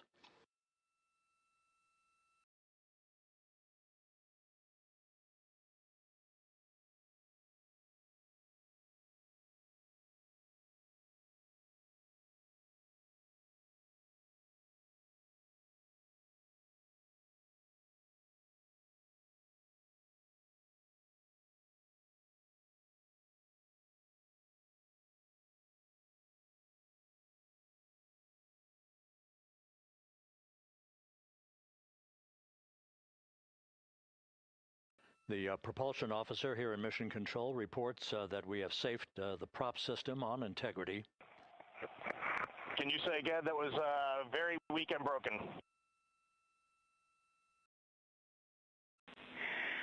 Integrity, Houston did not call.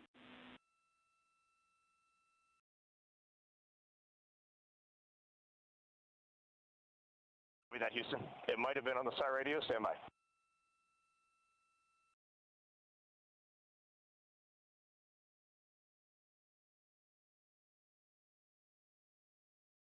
All of the milestones were executed in perfect fashion. Integrity entering the Earth's atmosphere right on time,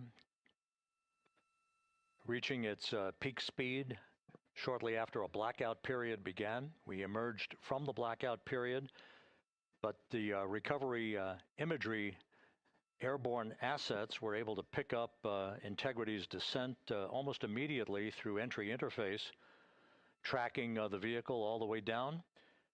And finally, you saw the sequence of chute deployments. First, the forward bay cover being pulled off the top of the vehicle by a series of 3 parachutes. Then the drogue chutes were deployed, followed by the 3 main chutes that slowed the splashdown velocity of Integrity to just 19 miles an hour.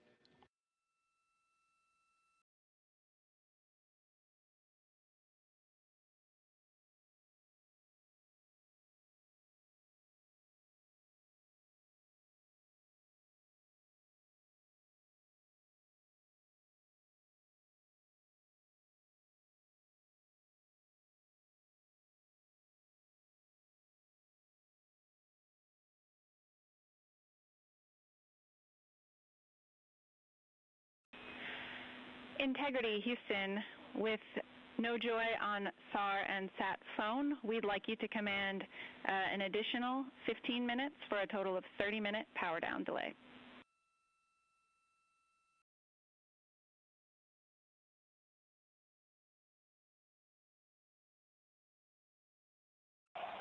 All right, Jackie, we have selected T/D+30.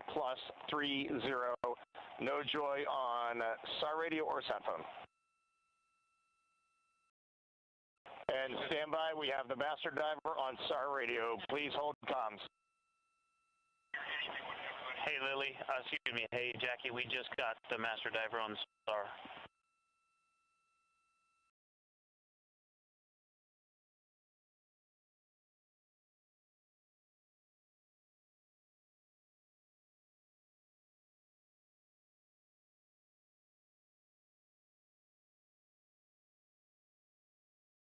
A good view of one of the fast boats. Integrity, Houston, if you are happy with your comm with master diver, you can go back to the 15-minute power down. Okay, stand by. Yeah, we'll confirm here in a second. The crew on board Integrity coordinating with the flight control team in Houston here in Mission Control on the timing of the power down of the vehicle, which will be the precursor to the recovery teams approaching the spacecraft. There are no issues with integrity. We've had a bit of broken capability in establishing a SARSAT or satellite phone communications capability between the crew on board Integrity and the recovery team. That will get sorted out here shortly. There's plenty of cooling on board Integrity, so there's no rush to begin the power down. To call you on the sat phone and not getting an answer there either. Concur. We haven't had anything come through.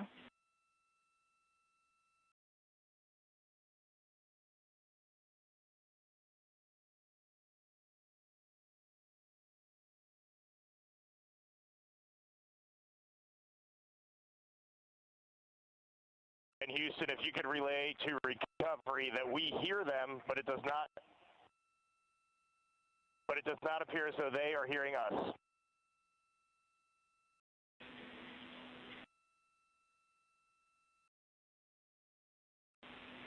Houston copies, and Reid, just to confirm, you are pushing the PTT on the radio.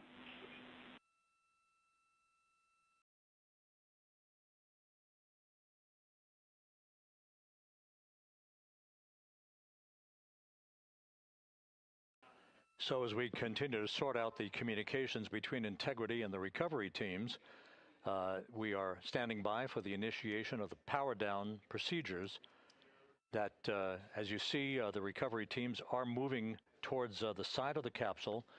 The next major event will be the erection of that large inflatable raft called the front porch. That will be the port of call for the crew as they're being extracted one by one from the vehicle.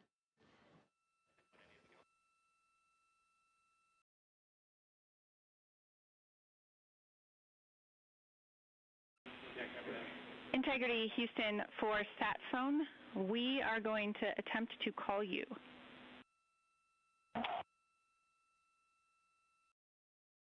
Good idea, standing by. And Jackie, yes, we are pushing the push to talk, the two buttons on the left side of the radio below the up-down arrows. We are utilizing them. I'm rebooting the radio to see if we get good comms. Okay, we copy all, and just to confirm, you are seeing that you're touchdown plus 3030 for power, correct?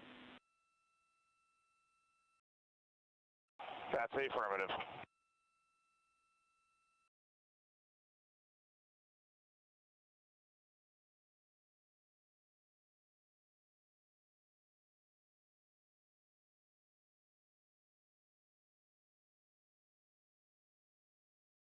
We are trying a backdoor approach to have mission control here call the crew on their satellite phone. This is all part of the coordination for the power down of the vehicle that will initiate the actual recovery operation. The first boats with the Navy divers on board are standing by, waiting to close in on Integrity to begin the process of erecting the large inflatable raft. That's called the front porch. That will be where the astronauts are extracted from so that they can have a few minutes to get their land legs back before they're hoisted aboard the Navy helicopters for the flight back to the deck of the USS John P. Murtha.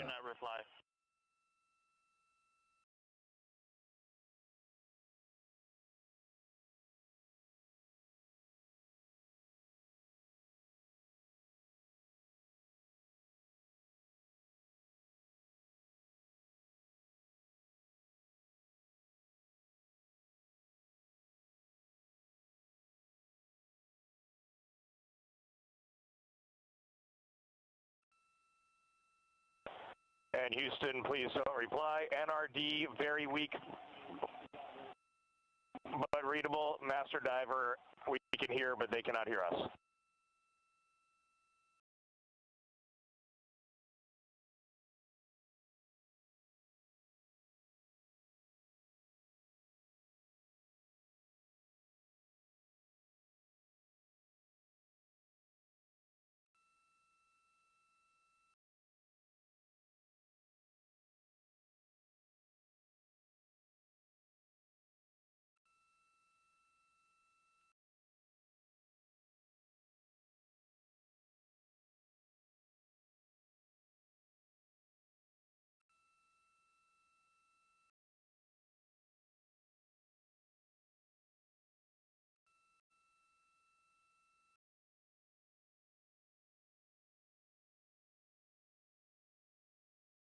And Houston on OE1, is there any chance to tie us into NRD?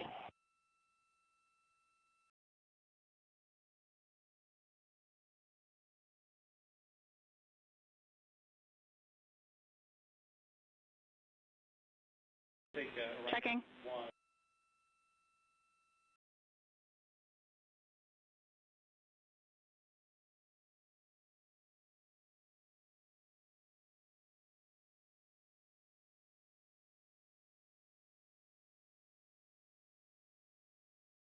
This is Mission Control, Houston. While we stand by for the establishment of communications between Integrity and the recovery team that is basically standing by very close to the spacecraft, we're going to go to the deck of the USS John P. Murtha, where Megan Cruz is standing by with Administrator Jared Isaacman.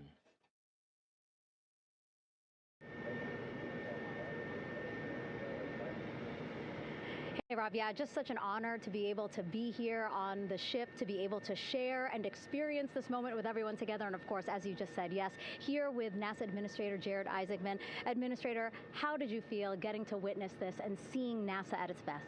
Oh, I mean, I'm honestly, I'm still at a loss for words. I mean, you know, like the childhood Jared right now can't believe what I just saw. I mean, almost been waiting my whole lifetime to see this, and then it's NASA Administrator. I just couldn't be more proud of the entire workforce, the years, the effort, the late nights, all the hard work from across the country that contributed to this incredible moment right now. And yeah, incredibly grateful too for our teams here on the John P. Murtha right now. Yeah, look at them behind us here. Got everybody. Hey, what do you guys think? We just brought some astronauts back from the moon, huh? Unbelievable. Thank you. Yeah, so grateful to the Navy, the sailors that are here, the NASA teams. I mean, this is a joint effort that's on their way right now. These recovery forces are getting out to our Orion spacecraft, to Integrity, to get our astronauts back on the ship safely. Yeah, and this is not just an accomplishment for NASA. This is an accomplishment for humanity. Again, a historic mission to the moon and back. How does this make you feel, and what do you hope people take away from this? Well, I'll tell you, I think about the crew members that we've all had an opportunity to observe over the last 10 days, right? I mean, they're absolutely professional astronauts. I mean, wonderful communicators, almost poets. But then I think these were the ambassadors from humanity to the stars that we sent out there right now. And I can't imagine a better crew than the Artemis II crew that just completed a perfect mission right now. So yes, it's a huge moment for everybody, right? I mean, we are back in the business of sending astronauts to the moon, bringing them back safely, and to set up for a series more. I mean, this is not a once in a lifetime, which you hear sometimes around here. It's like, this was a once in a lifetime. No, it's not. This is just the beginning. We are going to get back into doing this with frequency, sending missions to the moon until we land on it in 2028 and start building our base. Yeah, are we going to build on the momentum for Artemis III? I mean, it's just around the corner. Absolutely. So, I mean, that's, part of me too. Like, I can't wait to get the crew off of Integrity right now, but also getting Integrity back on this ship so we can start taking a look at it, because all that data is so precious to us right now. I mean, we are going to definitely want to take a good look at the thermal protection system. We're going to want to download all the data they couldn't transmit back to us and use that to inform Artemis III. But we're already making progress, right? You had SRB segments already showing up at KSC. Core stage for Artemis III is rolling out on April 20th. We're getting Mobile Launcher 1 back in vehicle assembly building. So yes, there is a lot to celebrate right now on a mission well accomplished for Artemis II, and at the same time, we got to start getting ready for 3. Amazing. And last question, for people who joined us for all 10 days to see what we can accomplish together with our international partners, what do you think about the fact that we're going to keep doing this more and more and more? It's incredibly exciting. I mean, yes, it's the contributions, like the best and brightest across the NASA workforce from across the country, our industry partners, our international partners. We had a Canadian Space Agency astronaut on board in Jeremy. We had the European Service Module. And you think, in the days leading up to this launch, I mean, 48 hours prior to launching Artemis II, I was meeting with the Italian Space Agency. We signed a memorandum of understanding to build a habitation module on the moon. I mean, you have countries, all of our allies Horizon partners coming together saying, we are committed to this effort. We are returning to the moon. We're doing it to stay. We are building that enduring presence. We are going to master the skills on the surface of the moon so someday we can undertake missions to Mars. It's just an incredibly exciting time, and we're not going at it alone. We're bringing everybody along with us. Absolutely. And speaking of everyone, one more time, we're going to ask the crew here, you guys ready to land on the moon? Awesome. I love that. Okay, well, thank you so much, Administrator. Appreciate you being here. We're, of course, going to stay on to watch the crew get extracted from Orion, so stay tuned, and we'll see you back here shortly.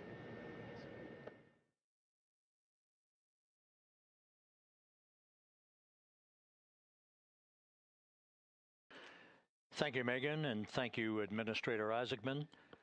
We are in the process of working to establish that communications link and to establish the procedures that will lead to the power down of the spacecraft, which is gently bobbing in the Pacific following a bullseye touchdown that occurred at 7:07 p.m. Central Time, 5:07 p.m. Pacific Time, 2.5 hours before sunset in the Pacific, southwest of San Diego. We have once again heard from the crew during that interview opportunity with the administrator, and we have 4 healthy crew members on board.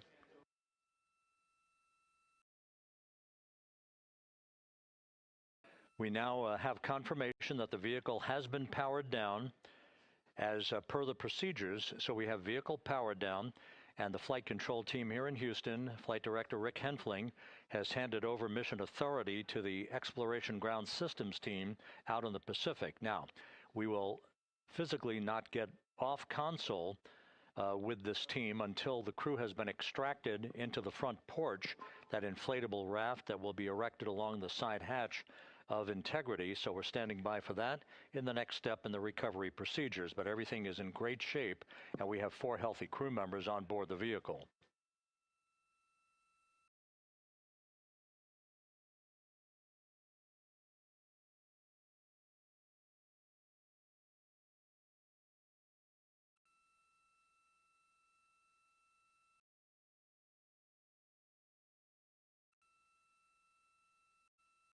All of the entry events went by the book, no issues, perfect trajectory for Integrity that was culminated with one final raise burn to improve the angle of attack for the vehicle as it entered the Earth's atmosphere. All of that flight dynamics computation worked like a charm.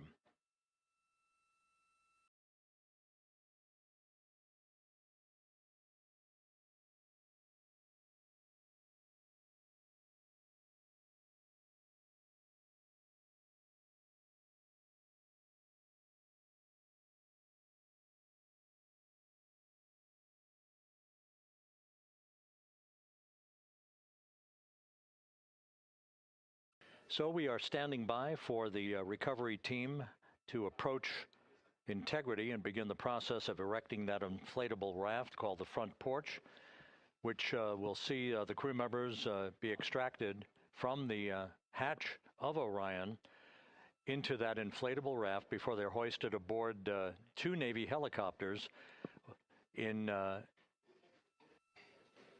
variety of different configurations. Each crew member will be hoisted in sequential fashion, in alternating fashion, 2 crew members for each helicopter before they turn around to head back to the John P. Murtha. Once on the deck of the ship, they'll be brought into medical bay for comprehensive medical exams. But Reid Wiseman has reported several times that the crew is in excellent shape.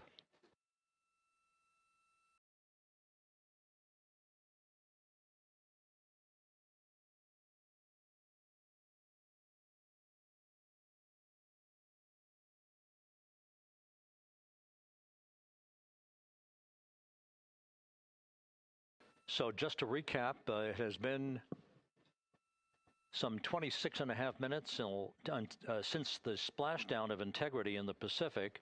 The vehicle is in excellent shape. It performed like a champ all the way down through the Earth's atmosphere. All of the vehicle functions were checked off in excellent trip hammer fashion. The parachutes all deployed as planned. Splashdown occurring at 7:07 p.m. Central Time, 5:07 p.m. Pacific Time.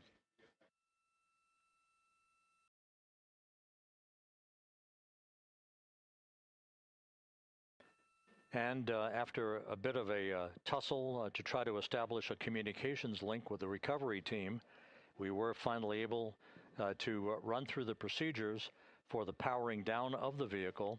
We've handed over mission authority to the Exploration Ground Systems folks out in the Pacific, and the recovery team will be approaching the vehicle shortly to erect the inflatable raft called the front porch before opening the hatch to integrity to bring the crew members onto that raft before they're hoisted onto two Navy helicopters, two crew members for each helicopter, before they're flown back to the deck of the USS John P. Murtha.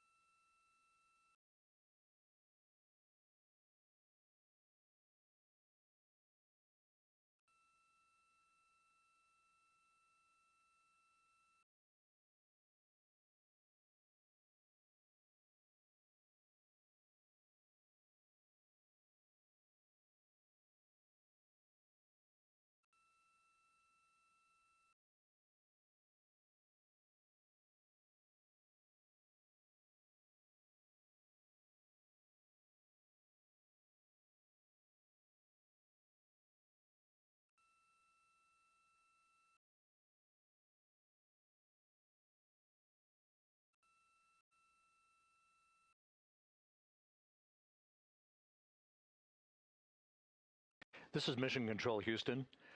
After talking to the flight dynamics folks, we have a bit of a refinement on the splashdown time for you. Their computation shows a splashdown time of 7:07 and 27 seconds p.m. Central Time, 7:07 and 27 seconds p.m. Central Time.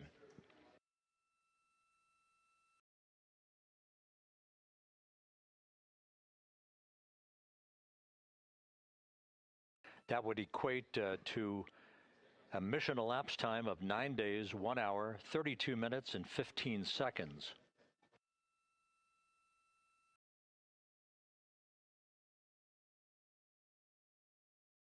Once again, from Flight Dynamics, a splashdown time of 7:07 and 27 seconds p.m. Central Time. That would equate to a mission elapsed time of 9 days, 1 hour, 32 minutes, and 15 seconds.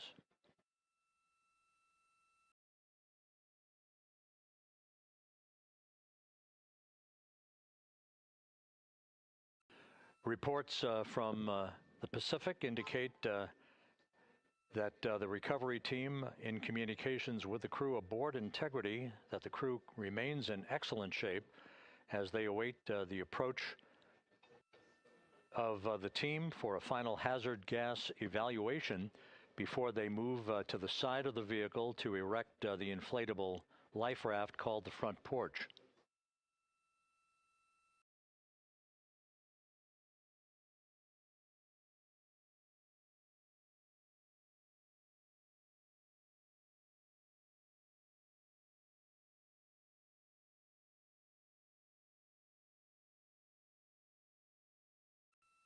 Again, no issues with Integrity. The vehicle is powered down. All of its systems are now safed. We have handed over mission authority to the Exploration Ground Systems folks in the Pacific, but we will not stand down and have the entry flight control team depart its positions until that inflatable raft, the front porch, is erected, the hatch open, and the crew having exited the vehicle. So that's the next step in the recovery process that will lead to the hoisting of the crew members. For 2 crew members for each helicopter, they'll be hoisted to a pair of Navy helicopters that will then fly a short distance back to the USS John P. Murtha.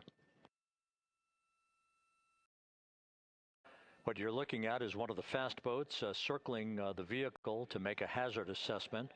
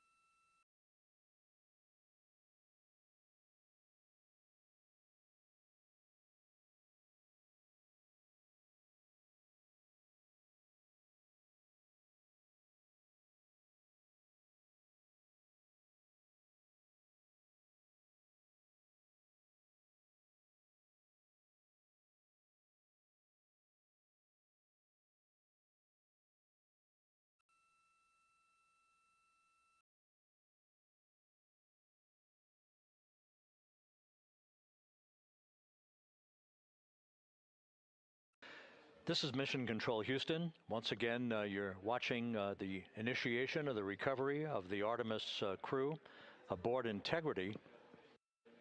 All of the Navy divers and the fast boats are now approaching the spacecraft after conducting a hazard assessment.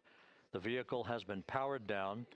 Entry Flight Director Rick Henfling now waiting for the life raft, the front porch, to be erected along the side of the vehicle so that the hatch can be opened and the crew members extracted from Integrity, soon to be hoisted one by one into a pair of Navy helicopters for a short flight back to the deck of the USS John P. Murtha.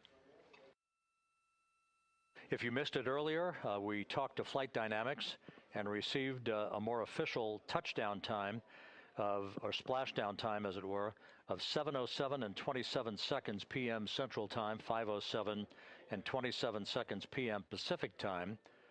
That would equate to a mission elapsed time of 9 days, 1 hour, 32 minutes, and 15 seconds.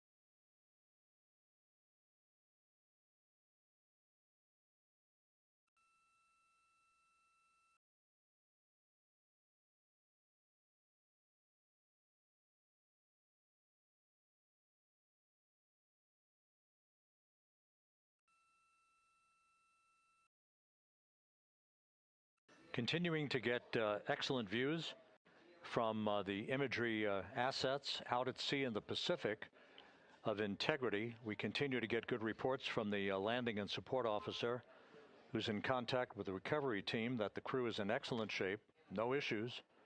They're just currently biding their time, waiting for the front porch to be erected. We have no hazardous hazard gases and no hazardous situation with the vehicle. It performed perfectly all the way down from entry interface to its splashdown in the Pacific at 7:07 and 27 seconds p.m. Central Time. And as you can see, the first phalanx of recovery personnel now pulling up alongside of integrity.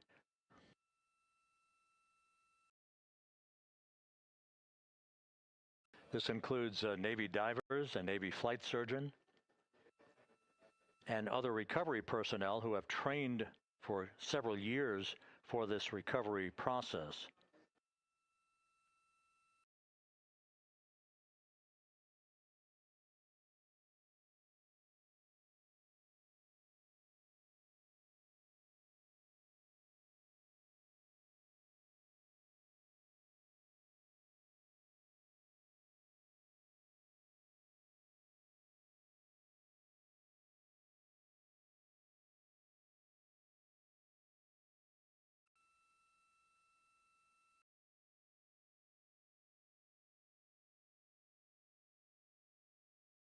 At this hour, some 41 minutes following splashdown, The vehicle has been powered down. There's no hazardous gas emanating from the vehicle. That's why the first team of recovery personnel has been able to pull alongside Integrity. And the reports continue to come in that the 4 astronauts are in excellent shape.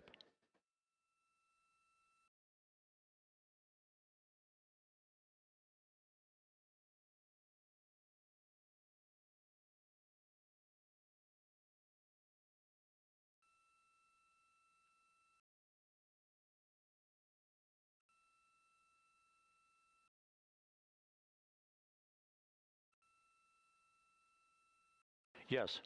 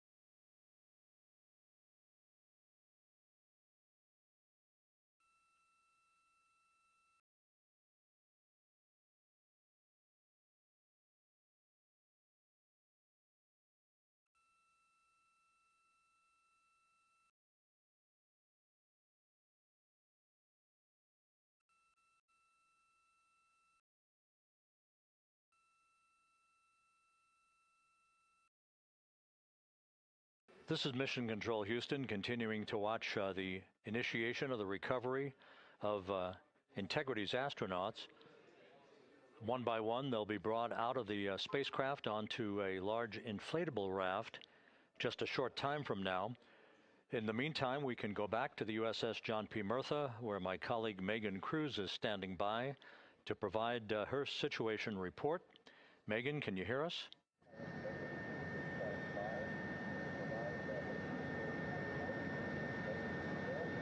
Hey, Rob. Yes, I can hear you. Thank you. Yeah, we're back here on the bow of the recovery ship where there are still plenty of people peering out into the water. We are not very far from the action everyone is seeing on their screen now.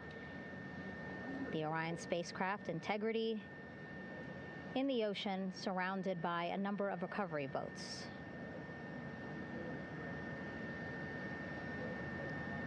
As Rob has been saying, in those recovery boats, NASA and Navy personnel specifically trained to get the astronauts out of Orion.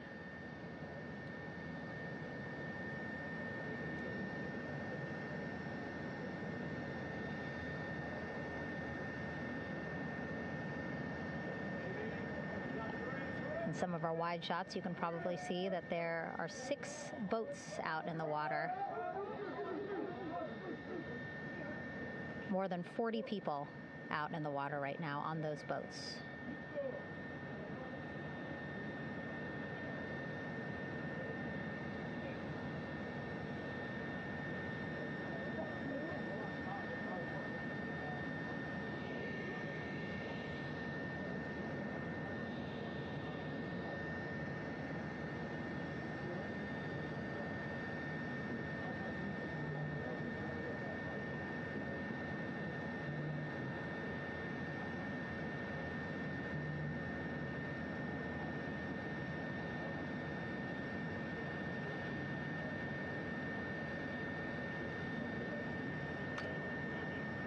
First order of business is to set up the front porch and the stabilization collar. You might also hear it referred to as a stab collar. Basically just to make sure that Orion stays upright, doesn't sway in the water too much, again, to make it easier for recovery forces to get the astronauts out.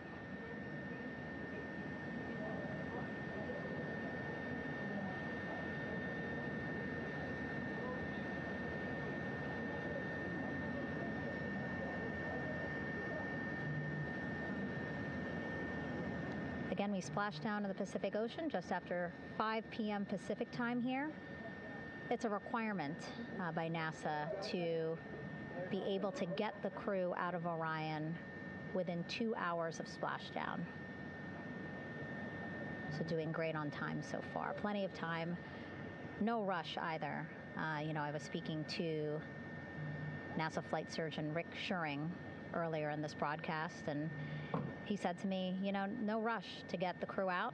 Just want to make sure that they're feeling good, and whenever they're ready to take their step out of Orion and onto that large raft, the front porch, folks will be ready.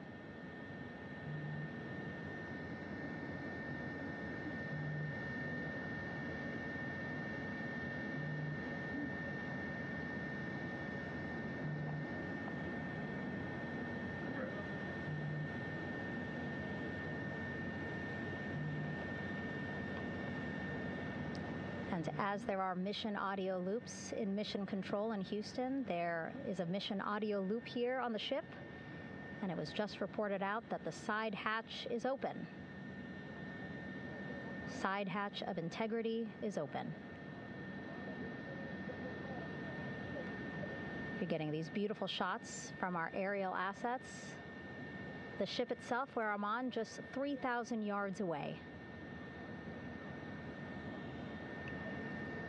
Again, plenty of people on the boat here, glued to the side closest to where they can see all this action. And again, with just 3,000 yards separating us, great views from the bow here.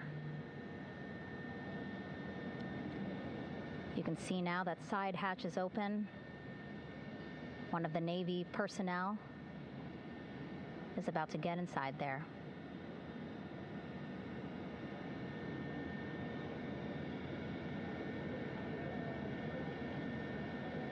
In they go. In total, 4 will go into Orion. So it'll be a little bit of a tight squeeze, but the goal is to have a recovery personnel with each astronaut assessing them.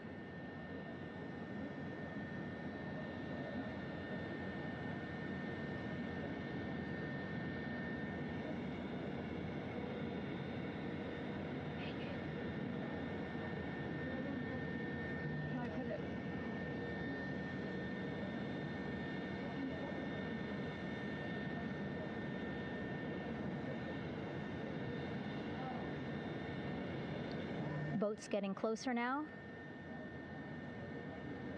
Again, that one that's right up against Orion, those are the divers that will go in to the spacecraft to check on each of the astronauts. These other boats will begin doing a number of things, putting on that stabilization collar onto Orion, building that front porch. Eventually, they will retrieve the parachutes, as well as tow Orion back to the well deck of the recovery ship here.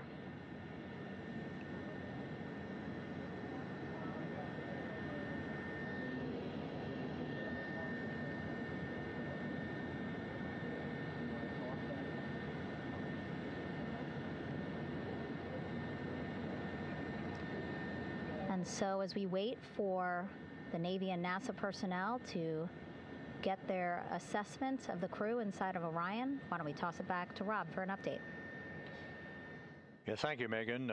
Here in Mission Control, Flight Director Rick Henfling and the entry team of flight controllers still on duty. The vehicle has been powered down for some time now. There are no hazardous gases emanating from integrity. That, of course, allowed the recovery personnel to approach the vehicle and then open the hatch to begin the initial medical assessment of the crew, as you just indicated.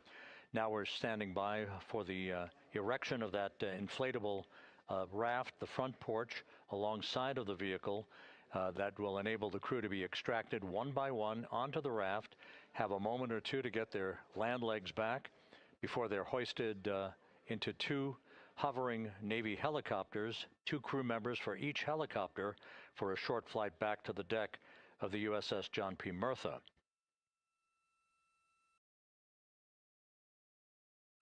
All of Integrity's systems operated flawlessly throughout the course of the approach to the Earth, the entry into the Earth's atmosphere, and all of the key milestones that followed in this high-speed return to Earth for integrity.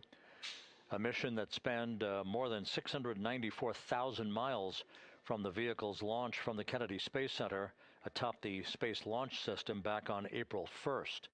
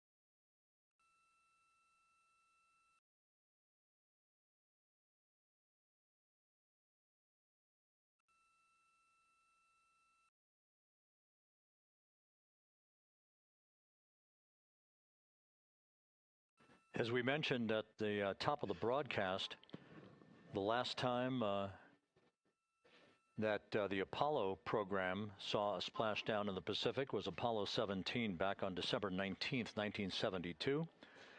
So for the first time in some 53 and a half years, we have reenacted that with the arrival of Integrity's astronauts as they flew around the moon in that historic lunar flyby that began with a trans-lunar injection burn that took them out of Earth orbit following 24 hours of a high Earth orbit trajectory.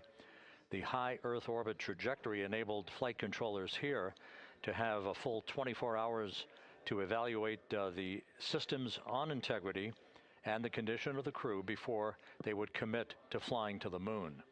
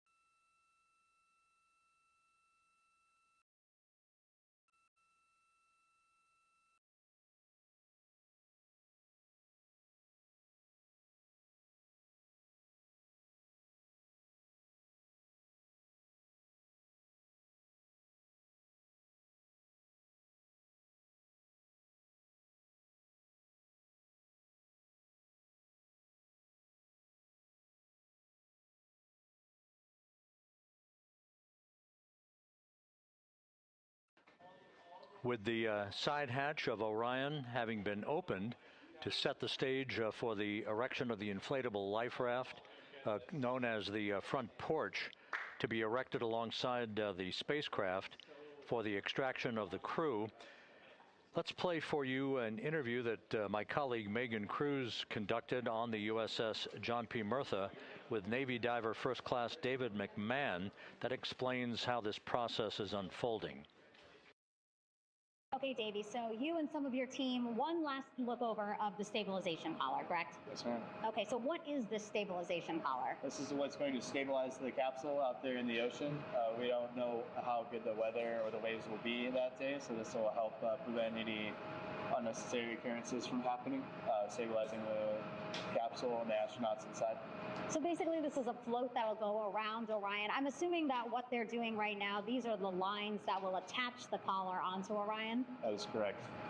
And so what are they doing here? So we've got the lower line that will secure the inflation device before we inflate it. That gives us the go-ahead that it's secure in its space, and then we'll inflate it. And then once that is done, we'll undo all the carabiners and get this orange line on top tied in the same fashion.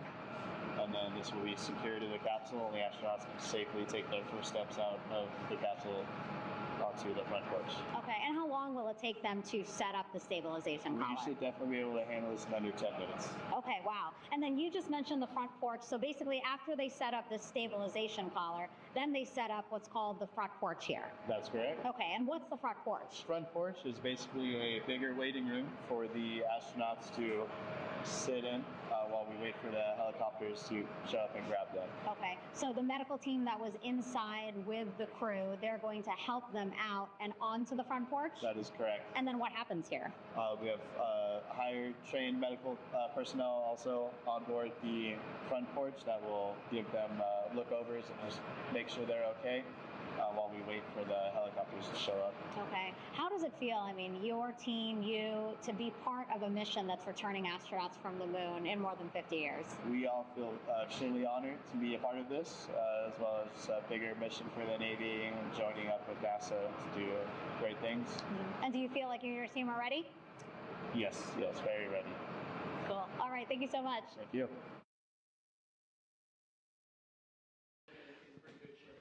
Once again, the recovery operations are continuing out in the Pacific. We shortly should see that life raft, the front porch, erected alongside the side hatch of the vehicle.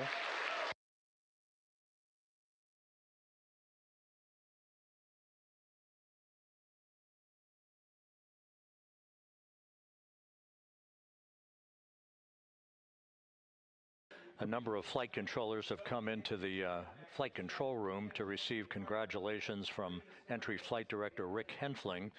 But we're going to stick with our operations out in the Pacific as we await the extraction of the 4 crew members who are reported to be in excellent condition.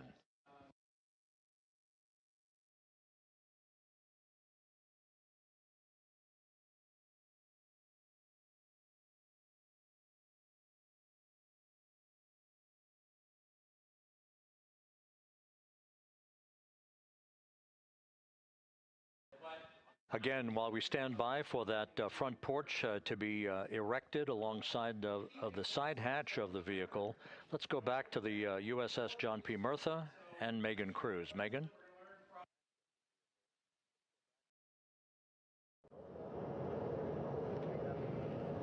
Hey, Rob. Pausing now to listen to some internal audio loops. Again, the operations team here on the ship communicating with everyone out on the water. It seems like currents are hindering them a little bit from unfurling and inflating the stabilization collar as well as the front porch. But again, the requirement to get the crew out within 2 hours of splashdown, plenty of time. So no concerns just yet. But as calm as the water looks, yeah, it looks like it's hindering the teams just a tad.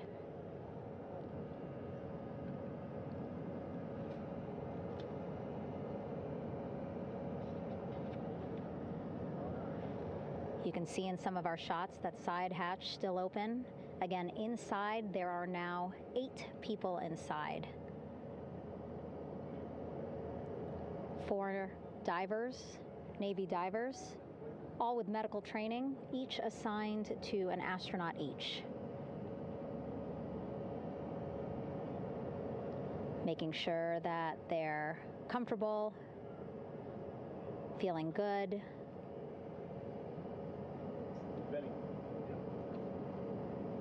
As you've heard us say in the broadcast, you know, they expect a little bit of discomfort. Again, these astronauts just traveled back to Earth at 25,000 miles an hour, a nearly 695,000 mile journey around the moon. If you think you get carsick.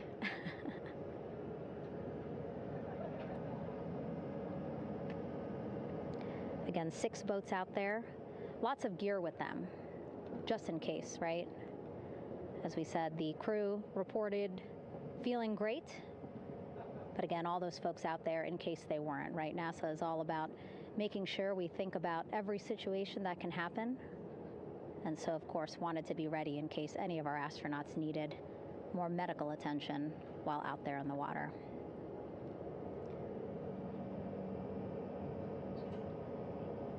You see now teams, again,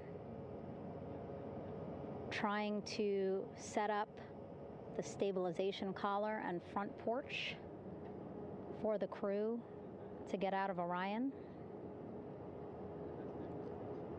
They need both, right? The stabilization collar will keep Orion from swaying as you see it is doing now.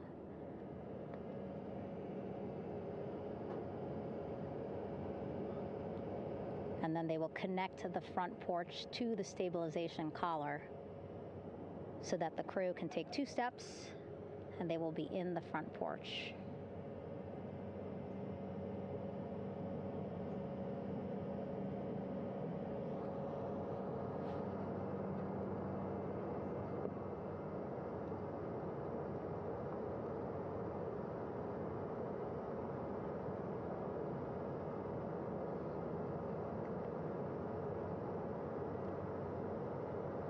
Not a lot of chatter on the mission audio loops. That's a good thing. Again, things proceeding pretty nominally, even if they're fighting some currents out there on the Pacific Ocean.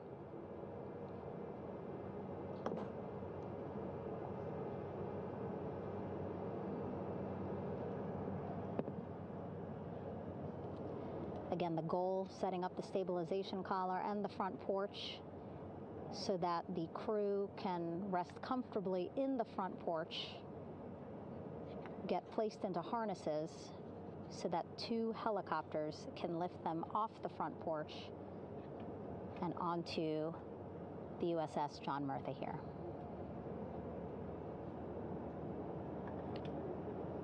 The helicopters are going to take turns picking up an astronaut. So again, Helo 1 and Helo 2.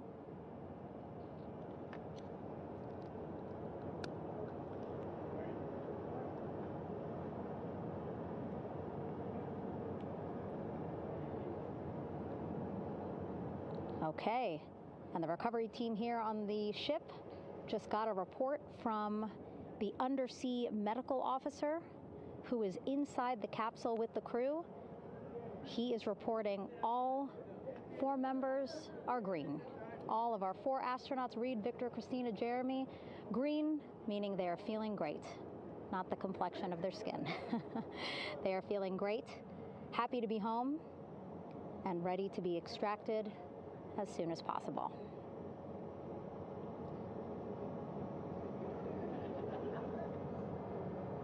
And so, as I was saying, we have 2 helicopters circling the activity you're seeing on the water right now. Each will take turns picking up an astronaut. So Helo 1 will come on in, hover above the front porch, about 40 feet above the front porch. A Navy recovery specialist will be hoisted down into the front porch. The restricted maneuvering doctrine is in effect. Will connect to the first astronaut, which we're expecting to be Christina. And then Helo 2 comes around, picks up Jeremy, while Helo 1 stays above head, and then Helo 1 will come back in for another astronaut, and then Helo 2 for the last astronaut, and then back to the flight deck here on the recovery ship.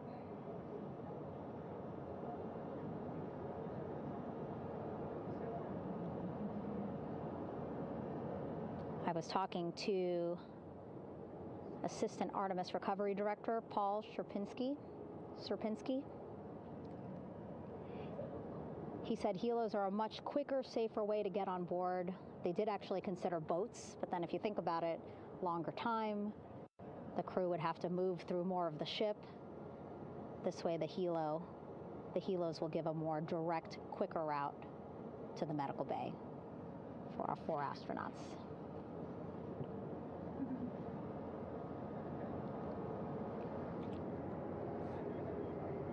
Beautiful shots from our aerial and imagery teams.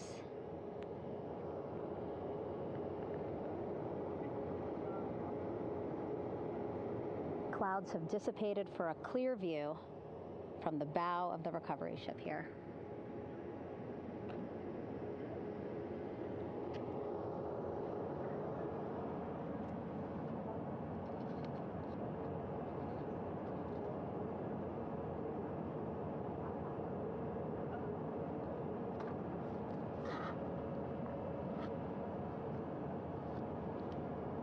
You can still see divers in the water there. Encircling Orion, that is that stabilization collar we've been telling you about.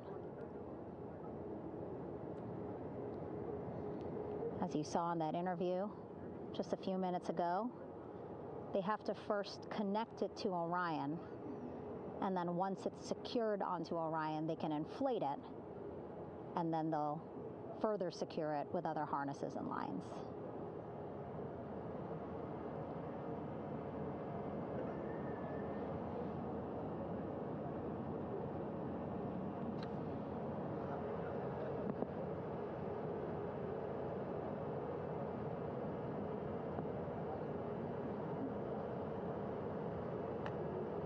About an hour and 10 minutes since splashdown in the Pacific Ocean here.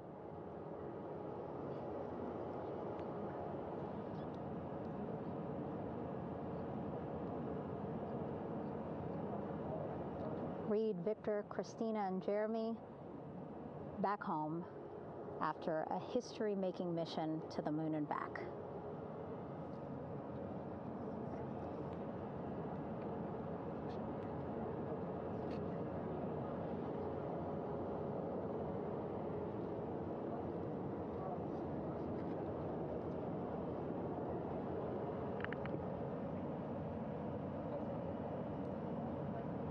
If you missed what we said just a couple of minutes ago, the undersea medical officer inside with the crew in Orion, reporting all 4 crew members feeling great.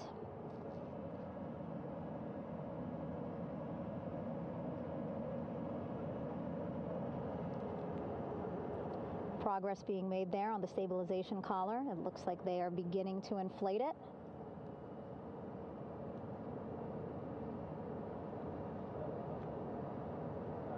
And it looks like they're starting to unfold the front porch in order to get that into the water here shortly and inflate that as well.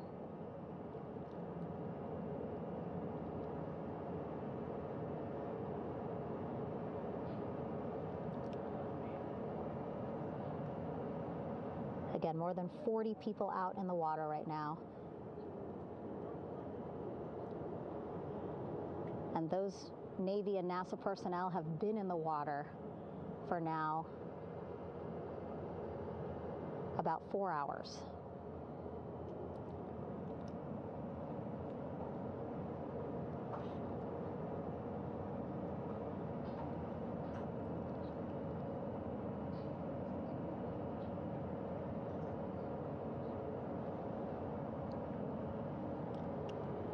The reason why they had to get out so early is just to stage everything. And actually here on the ship, when there are flight operations happening, you can't have anything else, right?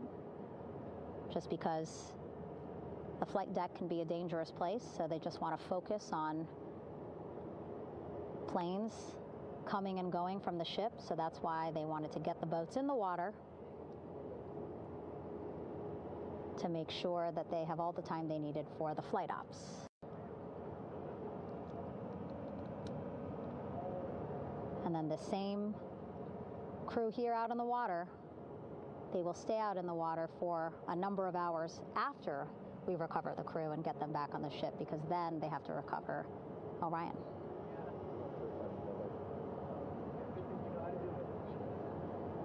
All right, that stabilization collar looking good around Orion. We're now seeing some recovery personnel getting on to that collar. Again, they need to further attach it to Orion to make sure that it can really prop up the spacecraft. It's basically lifting it up off of the water just a tad. Again, so it's not so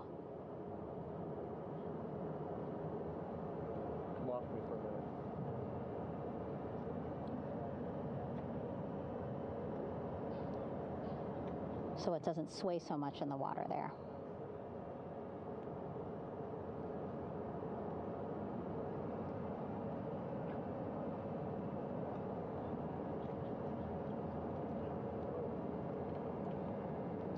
And now that front porch looks like it's nearly fully inflated as well.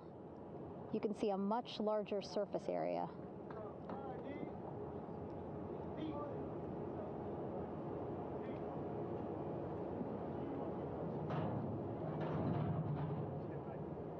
And so once the crew get out of Orion, they can stretch their legs a little bit on this front porch, get some fresh air.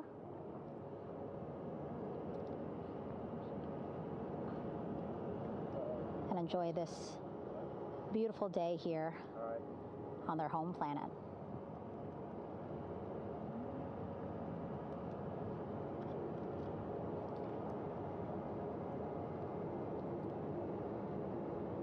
It appears teams now are about to connect the front porch to the stabilization collar.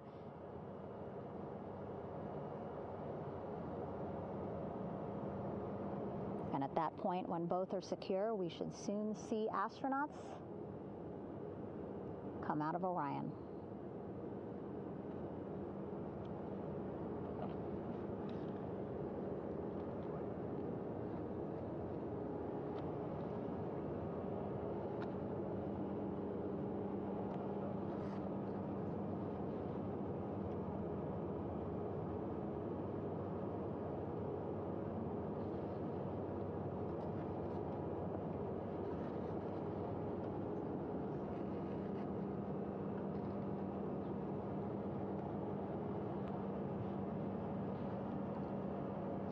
All these views you see also being fed to the Landing Force Operations Center here on the ship. Of course, it is very important for our recovery teams leading the mission to have all the views that you're seeing as well. Again, listening to their communication loop here on the ship. Very quiet, which is a good thing. It means things are going pretty nominally, meaning as expected.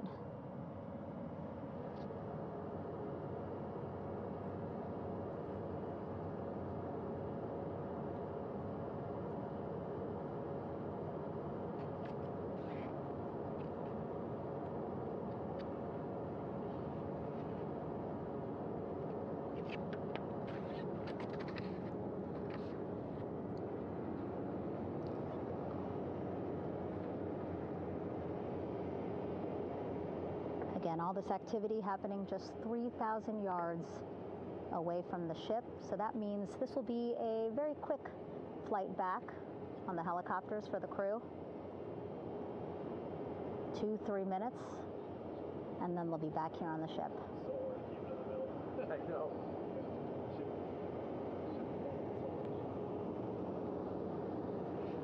Okay, saw a thumbs up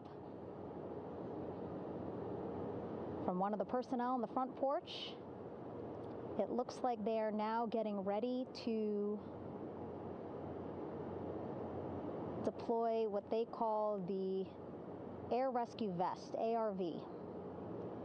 And so this is the harness that each crew member will get into in order to be hoisted into the helicopters. Again, those helicopters hovering just about 40 feet above the front porch when they're ready to pick up each crew member.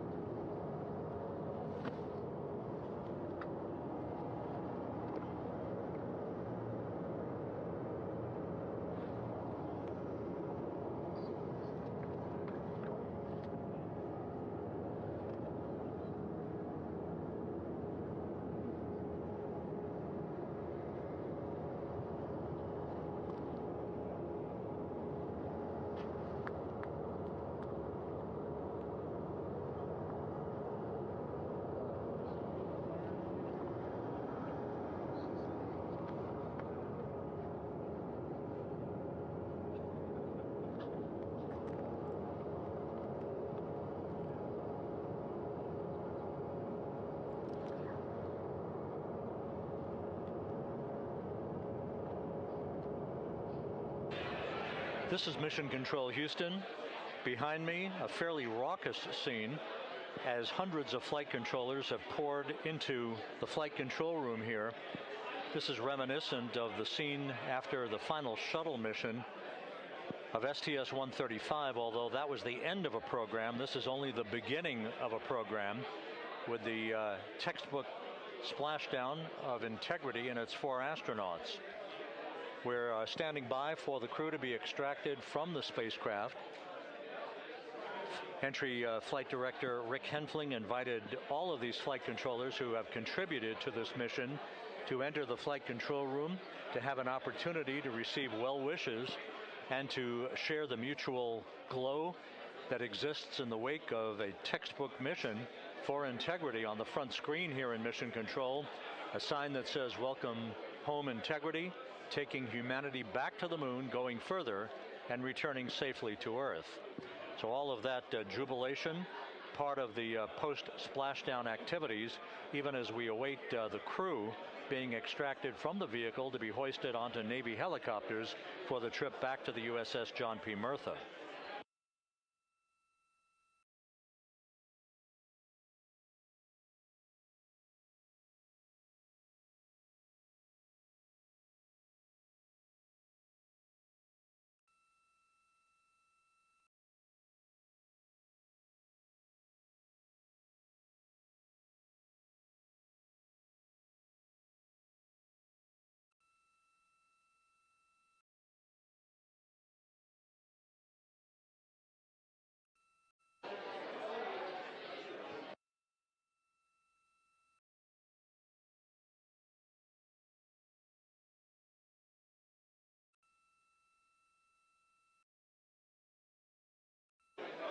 Once again here in Mission Control, this view of the Artemis Flight Control Room, known as the White Flight Control Room. This is the old shuttle flight control room, and now is the home of Artemis missions to the moon and beyond. Once again, quite a few flight controllers were invited in by Entry Flight Director Rick Henfling to share in the jubilation following the successful splashdown of Integrity.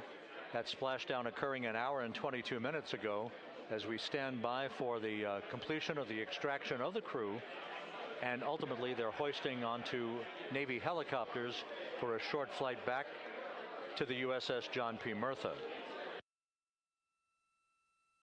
Splashdown occurred at 7:07 and 27 seconds p.m. Central Time. I had an opportunity to talk to the head of flight dynamics, Jeff Birch, a moment or two ago. He said the trajectory of Integrity coming through the Earth's atmosphere was so precise, they've never seen anything line up on a ground track like today's entry by Integrity for its splashdown southwest of San Diego.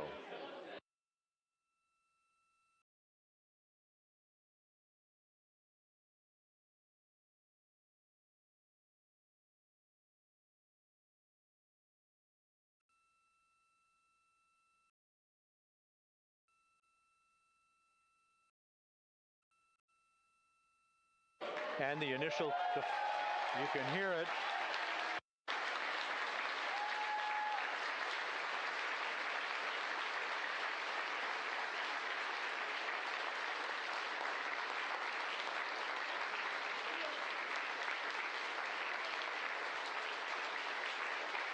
Jubilation here in the flight control room. The first crew member is out of Integrity.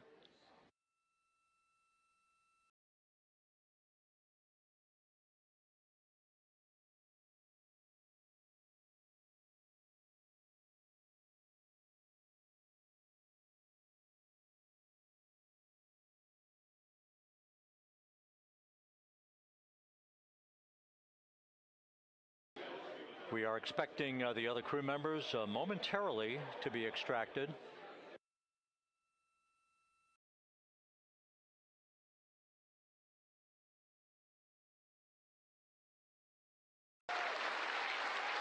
We now have 2 crew members out.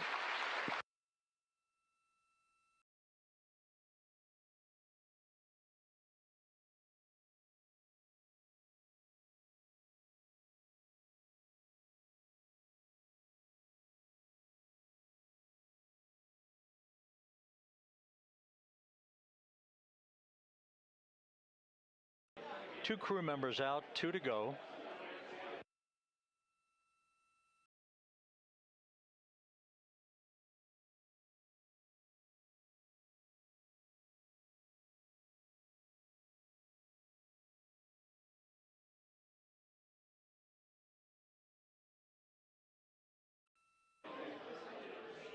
We're about 1 hour from sunset out in the Pacific. Everything continues to go well. Integrity's systems function perfectly during its entry back to Earth. And Reid Wiseman, the commander who will be last out of the vehicle, reported that all the crew members were feeling very well.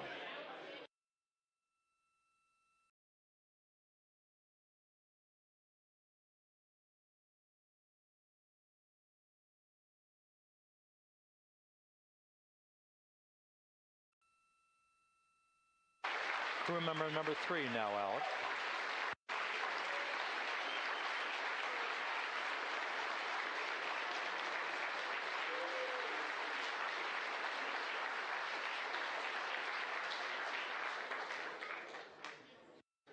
And now standing by for the commander, Reid Wiseman, who will be last out of his ship. Bobbing in the Pacific under almost ideal conditions, Integrity spanned 694,000 miles during its journey from launch to splashdown.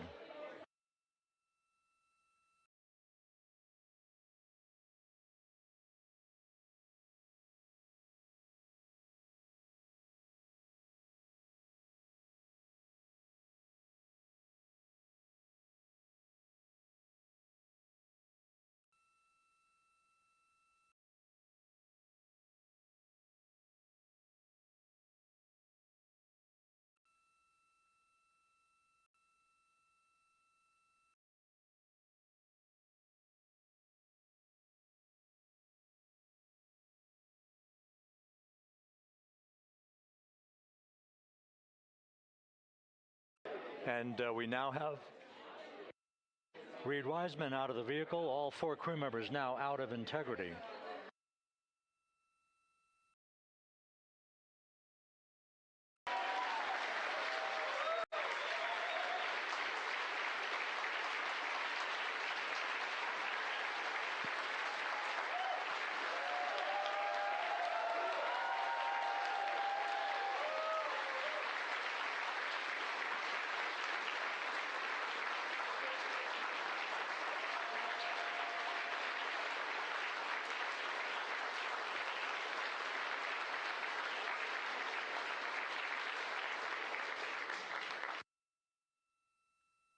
Once again, all 4 crew members now on the front porch, and the procedure to begin hoisting them up to these 2 Navy helicopters hovering overhead will begin shortly.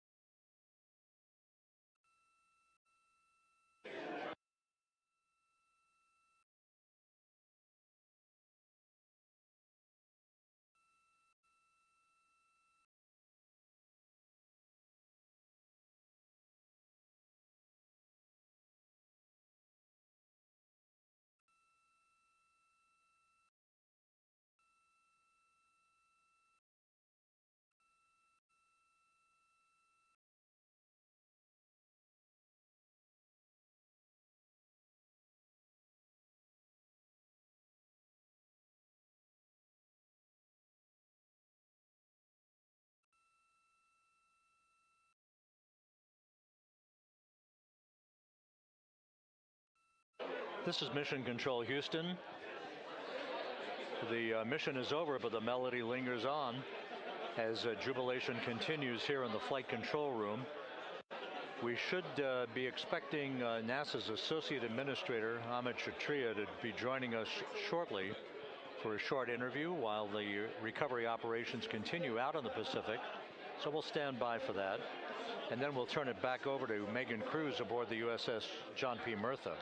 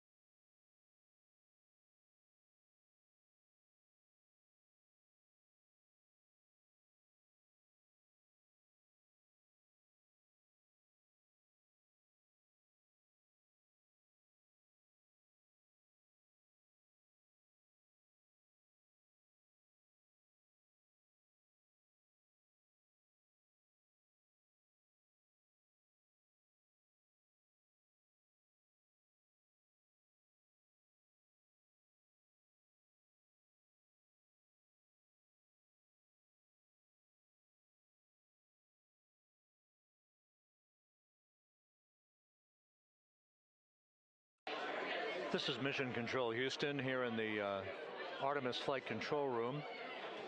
A number of flight controllers basking in the glory of the successful end of this mission that carried 4 astronauts around the moon on a lunar flyby, and the first test flight of Orion with crew members on board. Splashdown occurring an hour and 32 minutes ago after a flawless descent back into the Earth's atmosphere for the vehicle. Its 4 crew members in good shape, simply enjoying their time right now on the front porch, as it were, the inflatable raft alongside of their Integrity spacecraft. We're expecting Amit Kshatriya, the NASA Associate Administrator, to join us here momentarily for a brief interview. before we turn it back over to Megan Cruz aboard the USS John P. Murtha, the recovery ship.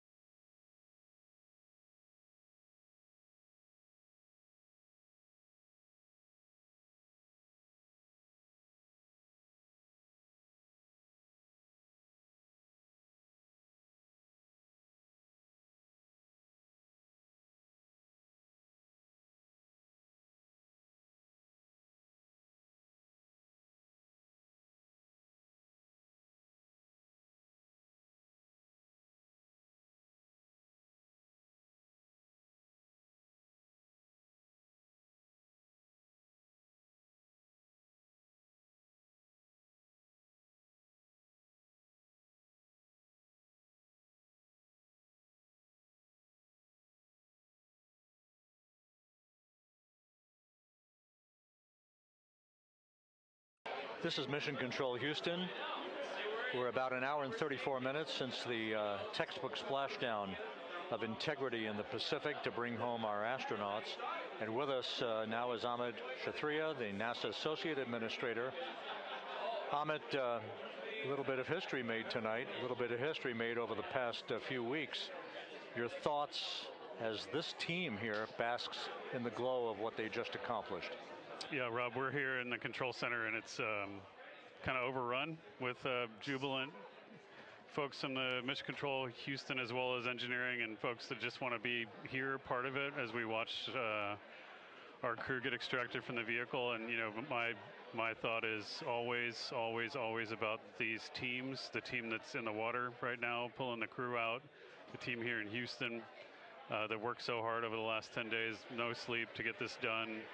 You know, we still have some work to do to get the crew to the med bay here on the ship. They all look great coming out, so hopefully that won't be too long. You know, I think we saw the administrator on the boat too, giving his thanks to the Navy team on the Murtha, which they're just an incredible group of sailors. I was able to visit with them a couple weeks ago. And then if you pull it all the way back to the workers and the folks that joined the rocket at Michoud, that made the heat shield tiles that held together tonight, that stacked the vehicle in Florida, that integrated the vehicle in Denver, that fired the engines in Stennis, that fired the boosters in Promontory. I mean, this is the entire team, coming together and being tested by the environment that this machine went through, and they did it right. The work was good. They did it right.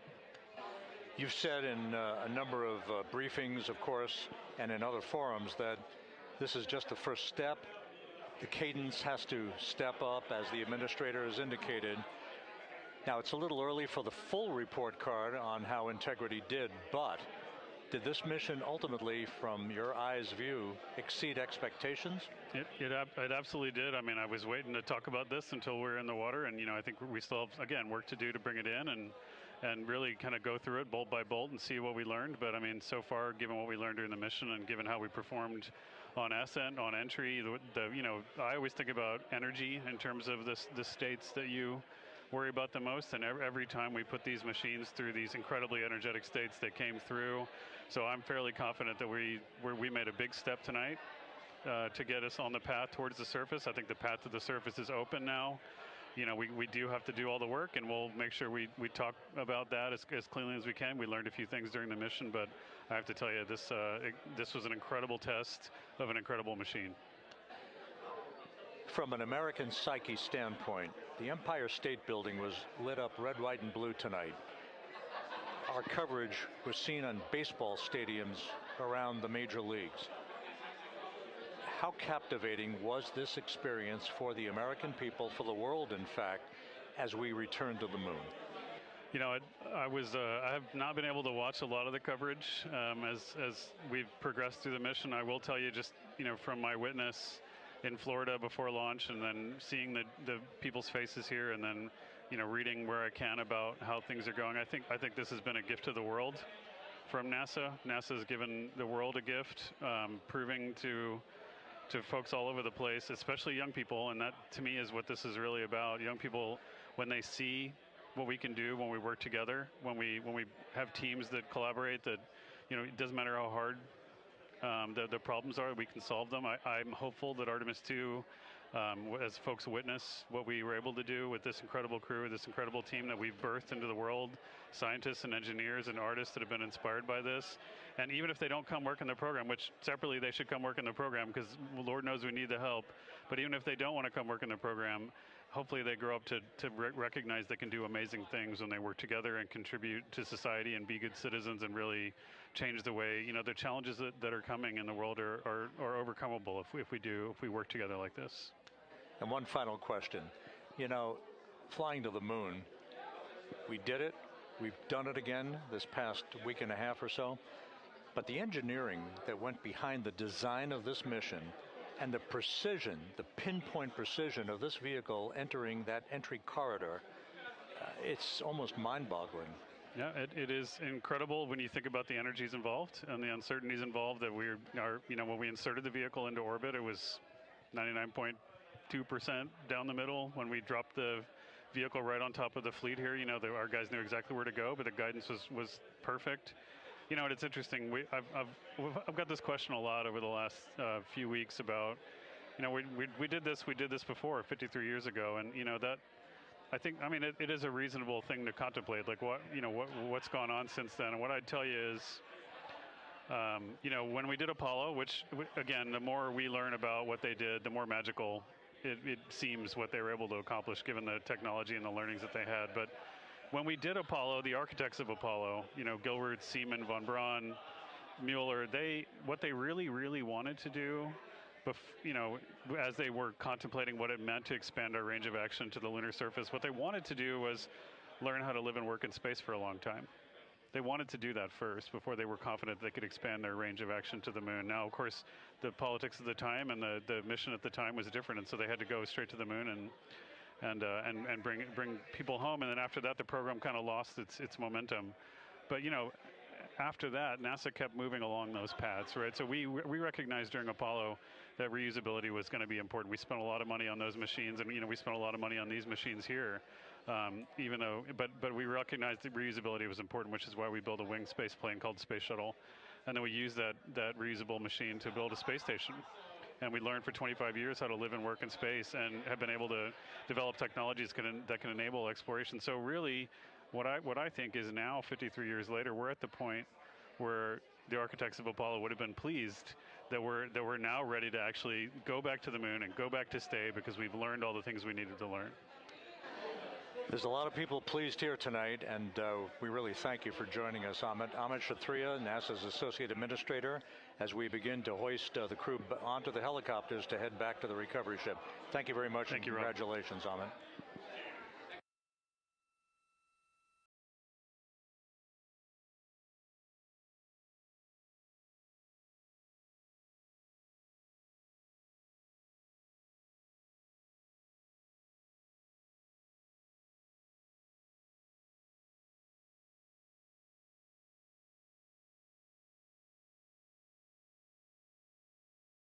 This is Mission Control Houston, with the crew members now beginning to be hoisted aboard the Navy helicopters.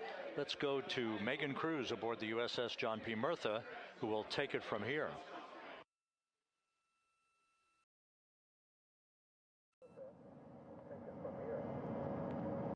Hey, Rob. Yeah, back on the bow of the ship here, we are seeing the helicopters circling Orion. The first one there, having just completed picking up the first astronaut.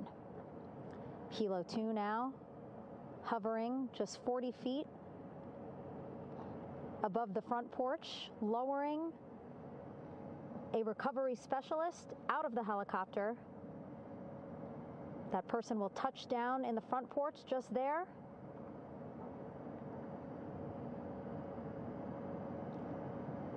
The crew members already outfitted with a harness that will allow them to quickly attach to the hoisting device.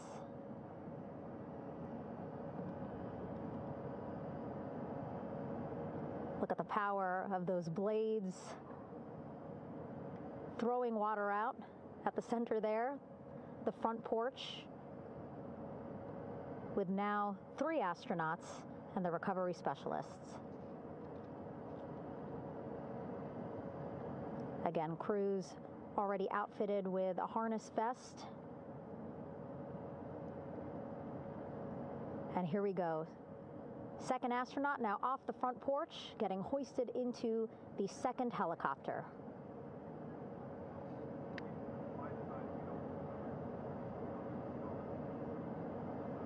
That helicopter will now hover just a distance away to give room for the first helicopter to come back and pick up the third astronaut.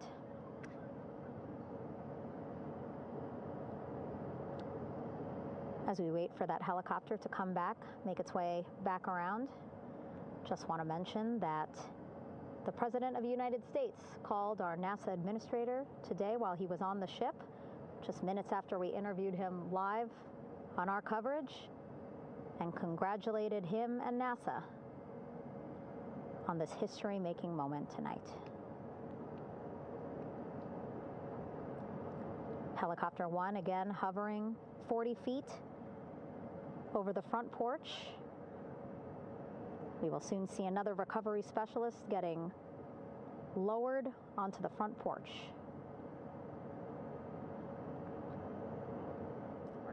Wow, imagine sitting on that front porch, the wind, the water.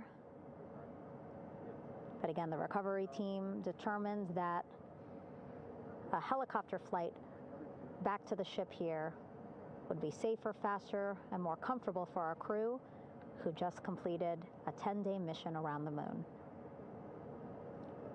Third astronaut in the air, getting hoisted quickly back into the first helicopter now.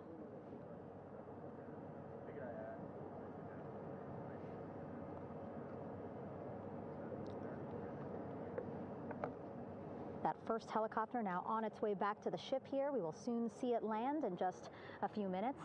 Again, all this action happening just 3,000 yards away from us, so a very quick flight back to the flight deck.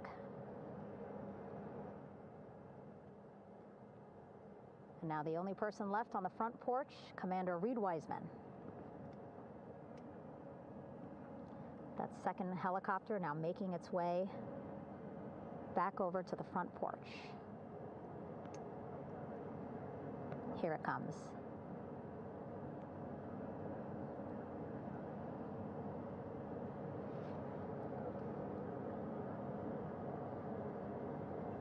Making its final approach here.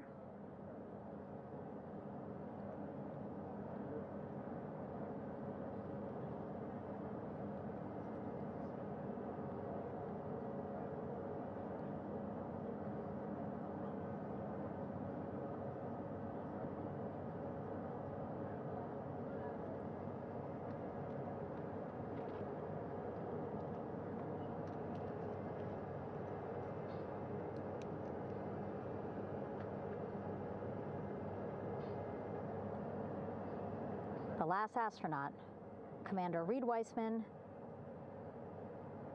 now off the front porch and almost into the second helicopter. Both now on their way back to the ship where we are, the USS John P. Murtha, just west of San Diego in the Pacific Ocean.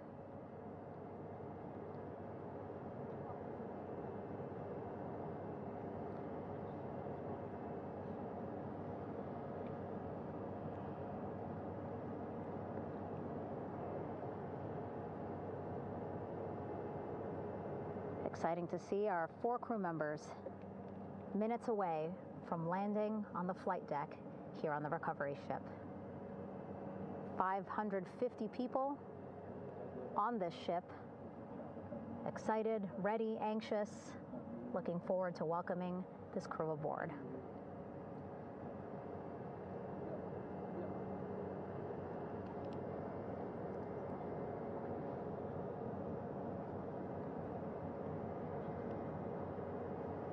Watching them now with our own eyes.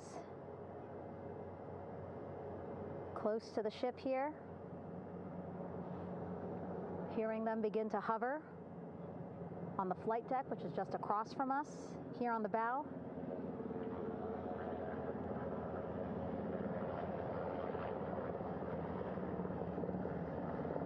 The first helicopter coming in.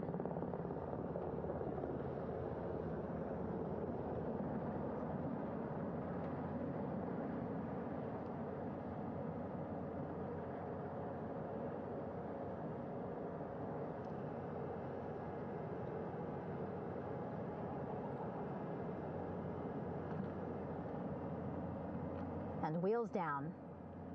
Wheels down of the first helicopter carrying 2 of our Artemis II crew. Pilot Victor Glover and mission specialist Christina Cook.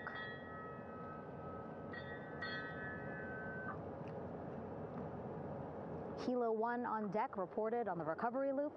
Again, the mission audio loops that the recovery team are using here to communicate with one another. And an announcement just made on the ship, integrity incoming. 2 more helicopters on their way to the flight deck, one carrying the crew, the other, one of our imagery helicopters. Again, kudos to our imagery and aerial teams for giving us these beautiful views of history in the making. Set amid a gorgeous, soon-to-be sunset here in the Pacific Ocean.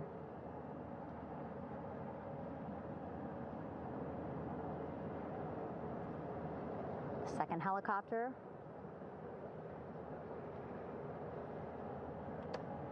making its approach of the flight deck.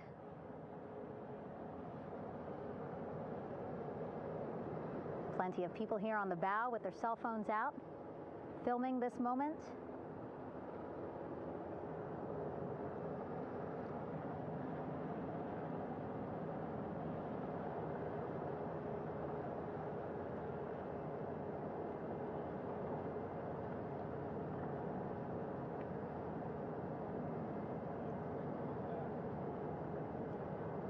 Some impressive flying here by the Navy as we are seconds away from wheels down. And there you go. We now have all 4 Artemis II crew members on the USS John P. Murtha.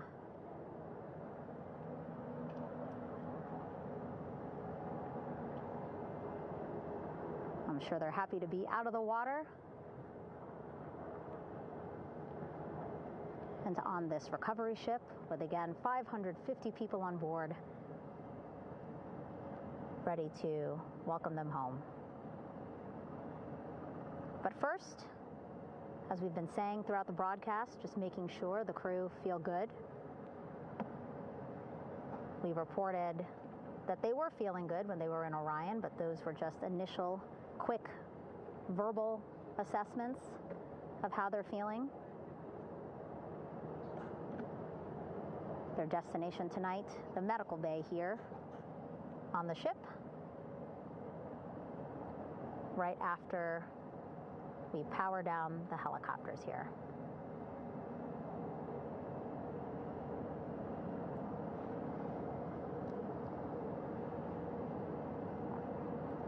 The team on the flight deck working quickly but methodically.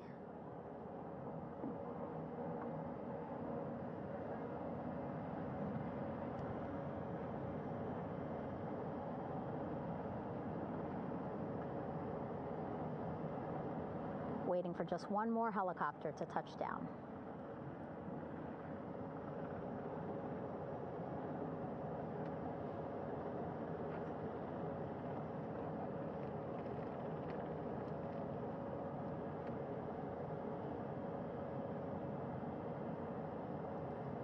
Very limited personnel here on the flight deck. Restricted maneuvering doctrine is in effect. As that third helicopter touches down.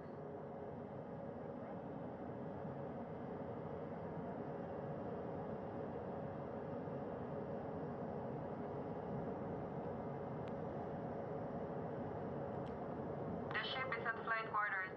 Stand clear of waiter decks, AFO frame 095, or no cover stop sign, thrown articles over the side, hold all trash and garbage on station. Flight quarters. While just a few folks on the flight deck itself, there are plenty more on some upper decks. I see in some of our views a very packed crowd overhead. Announcements being made over the ship's loudspeaker system, reminding folks to stay clear of operational areas like the flight deck,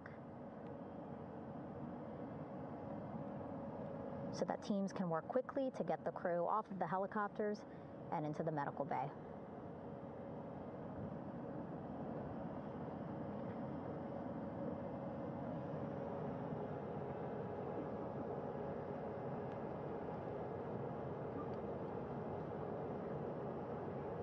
Splashdown today, 5:06 p.m.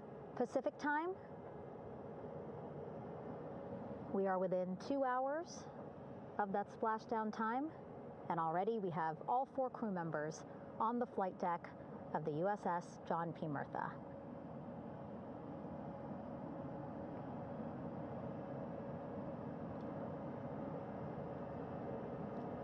Again, crew waiting before getting out for the helicopters to completely shut down.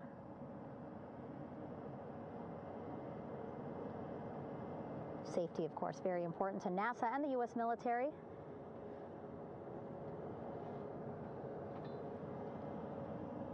So we'll wait just a couple of minutes here before we start seeing crew members walk off the helicopters one by one.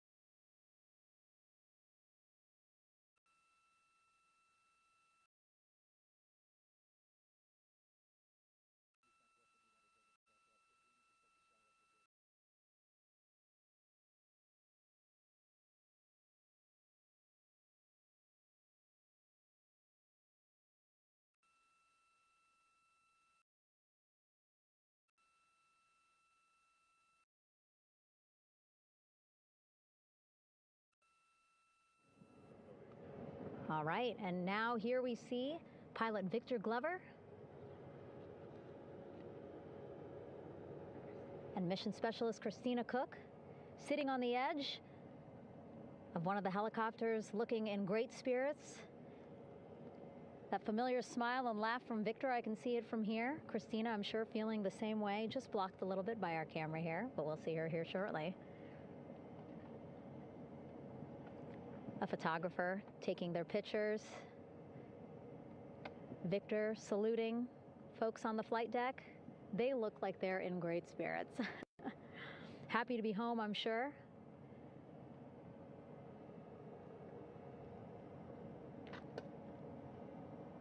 If you're sitting at home, I hope you too are wondering, what would you want to ask them if you got a chance to talk to them? Because that is what I'm thinking about. Getting the opportunity to talk to or ask questions of these 4 astronauts who just made history as the first crew to return to the moon since 1972.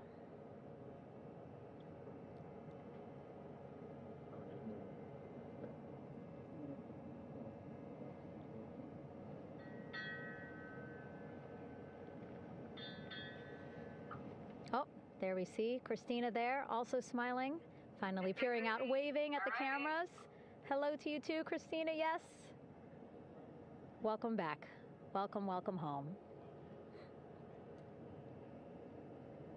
A loudspeaker announcement on the ship saying, "Welcome home, Integrity."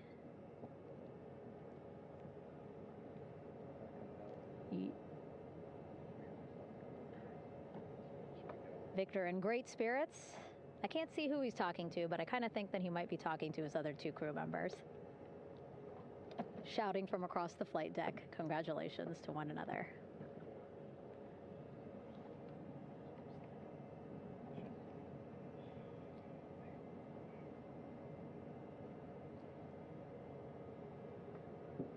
And so now we see some Navy personnel walking up to the helicopter. This is again the first helicopter carrying pilot Victor Glover and mission specialist Christina Cook. Both have taken off their helmets now.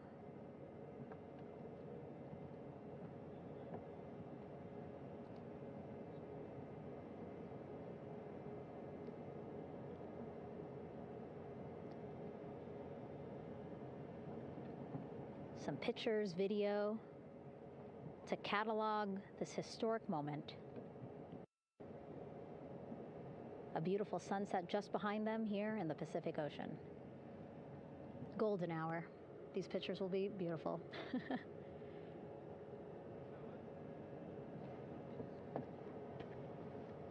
Now we see NASA Administrator Jared Isaacman. He is on the flight deck, as well as Flight Surgeon Rick Schuring walking over to Victor and Christina first. We saw the administrator walk over to the other helicopter, which is carrying Commander Reid Wiseman and Mission Specialist Jeremy Hansen. We heard from Rick earlier in the broadcast. Again, he said he's going to be out there on the flight deck to do another initial assessment of the crew, ask them how they're feeling, anything bothering them. But again, from what I'm seeing, they look like they're in great spirits and feeling pretty good for folks who just traveled 695,000 miles from Florida to the moon and now here to the Pacific Ocean.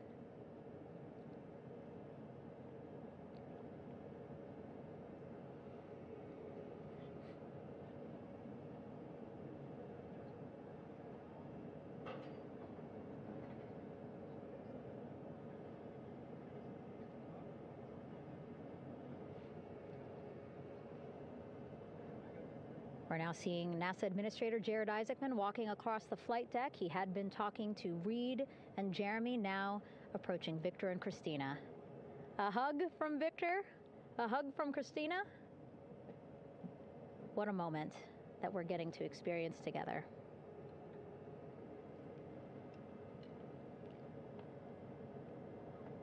I'm sure congratulatory words. You know, we got to speak to the administrator live on this broadcast as well, and he said the kid in him right now, giddy, absolutely giddy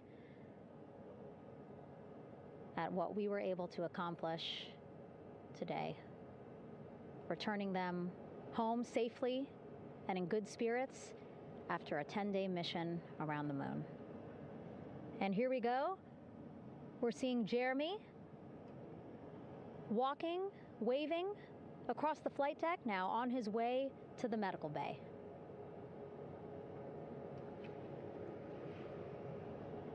It's a short walk, less than a minute. Again, that's why the recovery team decided to use helicopters to get them on the flight deck for that short walk to medical bay. And now on the flight deck, we see the chief of the astronaut office, Scott Tingle. Rick Schuring switching places. He's going over to the other helicopter. Big hugs from Victor, Christina to Scott. Again, a gorgeous sunset setting the stage for this recovery tonight.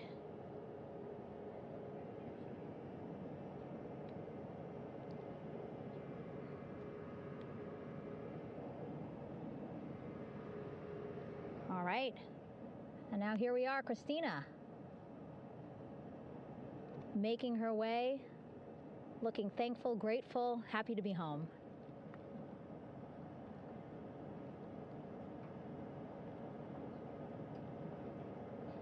You can see she's looking up again, lots of people, just a few levels up off the flight deck, welcoming her home.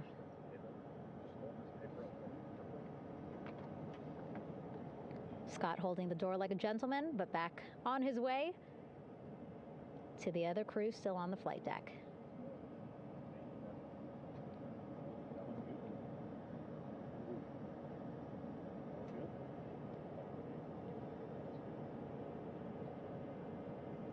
So still on the flight deck, Victor Glover and Reid Wiseman.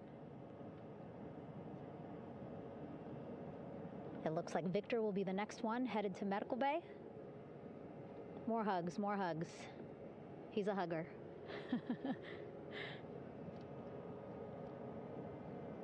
Victor looking good as he walks across the flight deck. NASA administrator applauding. Victor applauding for all the folks on the ship with him who played a role in their safe return today.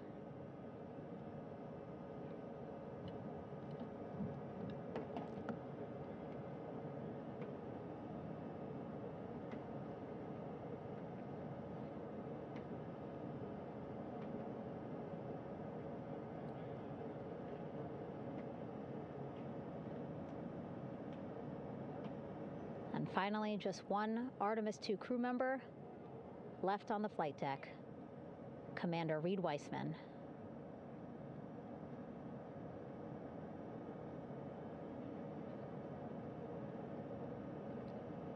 Applause from the group there on the flight deck, I'm sure, as well as on the level just above them, packed with people. Reid looking good as he takes his steps towards the medical bay.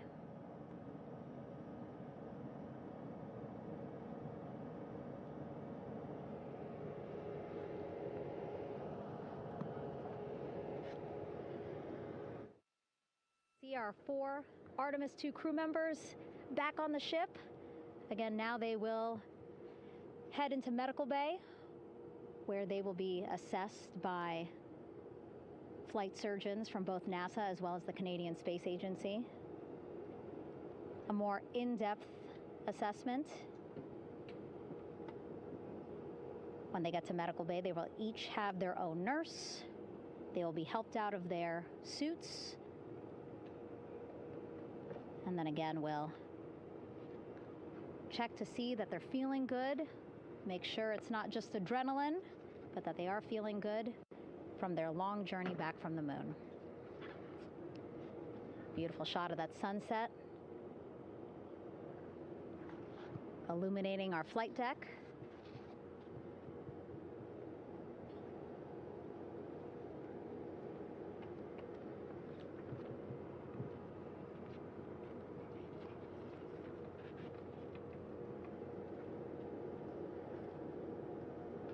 All right, and now with our astronauts safely on board, I want to welcome on Artemis Recovery Director Lily Villarreal. Lily, I don't know how you must be feeling right now. Ecstatic, relieved? I'm so ecstatic, relieved. Of course, we still have to bring the capsule into the well deck of the ship, but this is a major milestone to have the crew here on the ship and in medbay. You know, our team has been preparing and working really hard, and I'm just so proud of them all. Everything went very well, just as planned. Our teammates in Houston, the flight control team was just amazing. We were able to have great conversations and communications about everything. And I don't know what else to say. I'm just so ecstatic. It's such a wonderful feeling to get to this point. Again, we still have to get the capsule, but this is huge for all of us in landing recovery, and I couldn't do this without my team, and of course the full support of the U.S. military. There's going to be lots of, high fives when we get the capsule back in, and I'm so happy that the crew's doing well, Orion's doing well, and thank you for everybody watching. Yeah, it was great to watch the crew come back to the ship with you. How were you feeling when you were seeing them looking so happy to be home and feeling really good? The funny thing is that we had video of them from inside the Orion vehicle. They were like that from the beginning. When we opened the hatch, they were already out of their seats, having a good time, waiting for us to open the hatch. And they opened the hatch, and of course we did the first medical assessment. Everybody was doing very well, and they were just having such a great time with the medical team that was inside the capsule. I think they were all taking selfies with the phones that they have, probably talking about what they saw, and it was just smiles all around. They were having such a great time.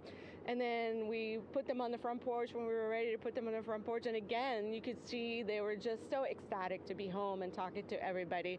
So we were very happy to see all of that in the control room of the LFOC. How remarkable is that? Again, if we think about their journey, the 695,000-mile journey around the moon and back, coming back at 30 times faster than the speed of sound. I mean, how remarkable is that they are in such good spirits? I mean, this is an amazing crew. I think you guys have seen it for the past 10 days.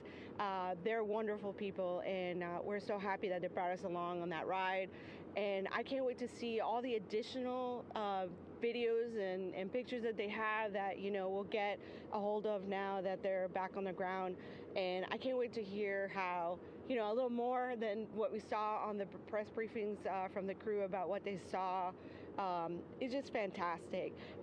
Some of my favorite people around this 10 days was the science team and how excited they were. And so this is exactly how we feel in the landing recovery team when the science team went, oh my goodness, when they heard all the discussions about the moon. This is exactly how we feel now in the landing recovery team. We're so ecstatic. Yeah. Again, we have to recover the capsule. I want to make sure we don't forget about our Orion.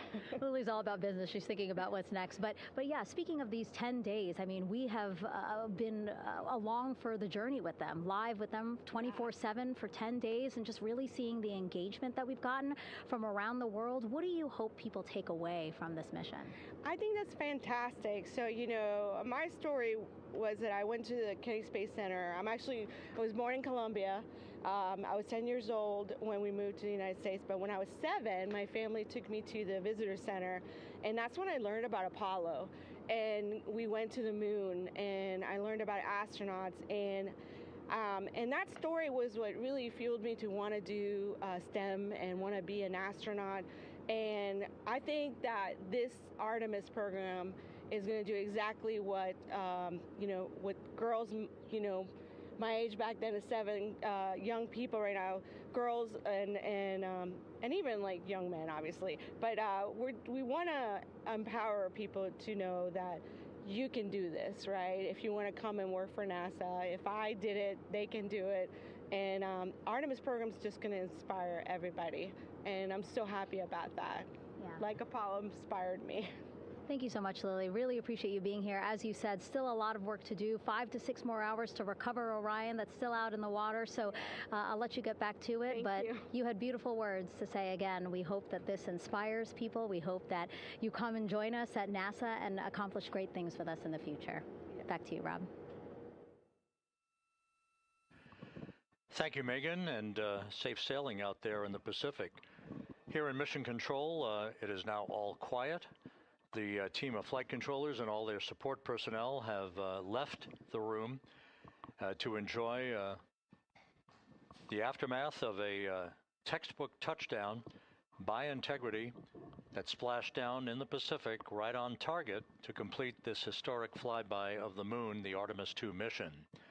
With that, we'll wrap up our coverage for the night and point you to a post-splashdown news conference in 15 minutes at 9:35 p.m. Central Time, 10:35 p.m. Eastern Time, where managers will discuss the return of the Integrity spacecraft and the completion of the Artemis II mission.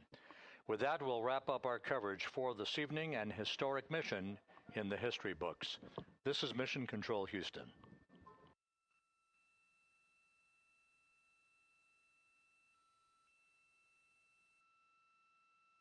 Main chute deploy.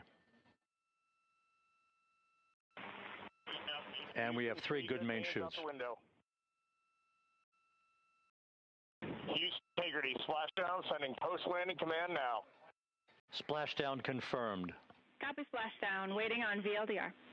Splashdown confirmed at 7:07 p.m. Central Time, 5:07 p.m. Pacific Time.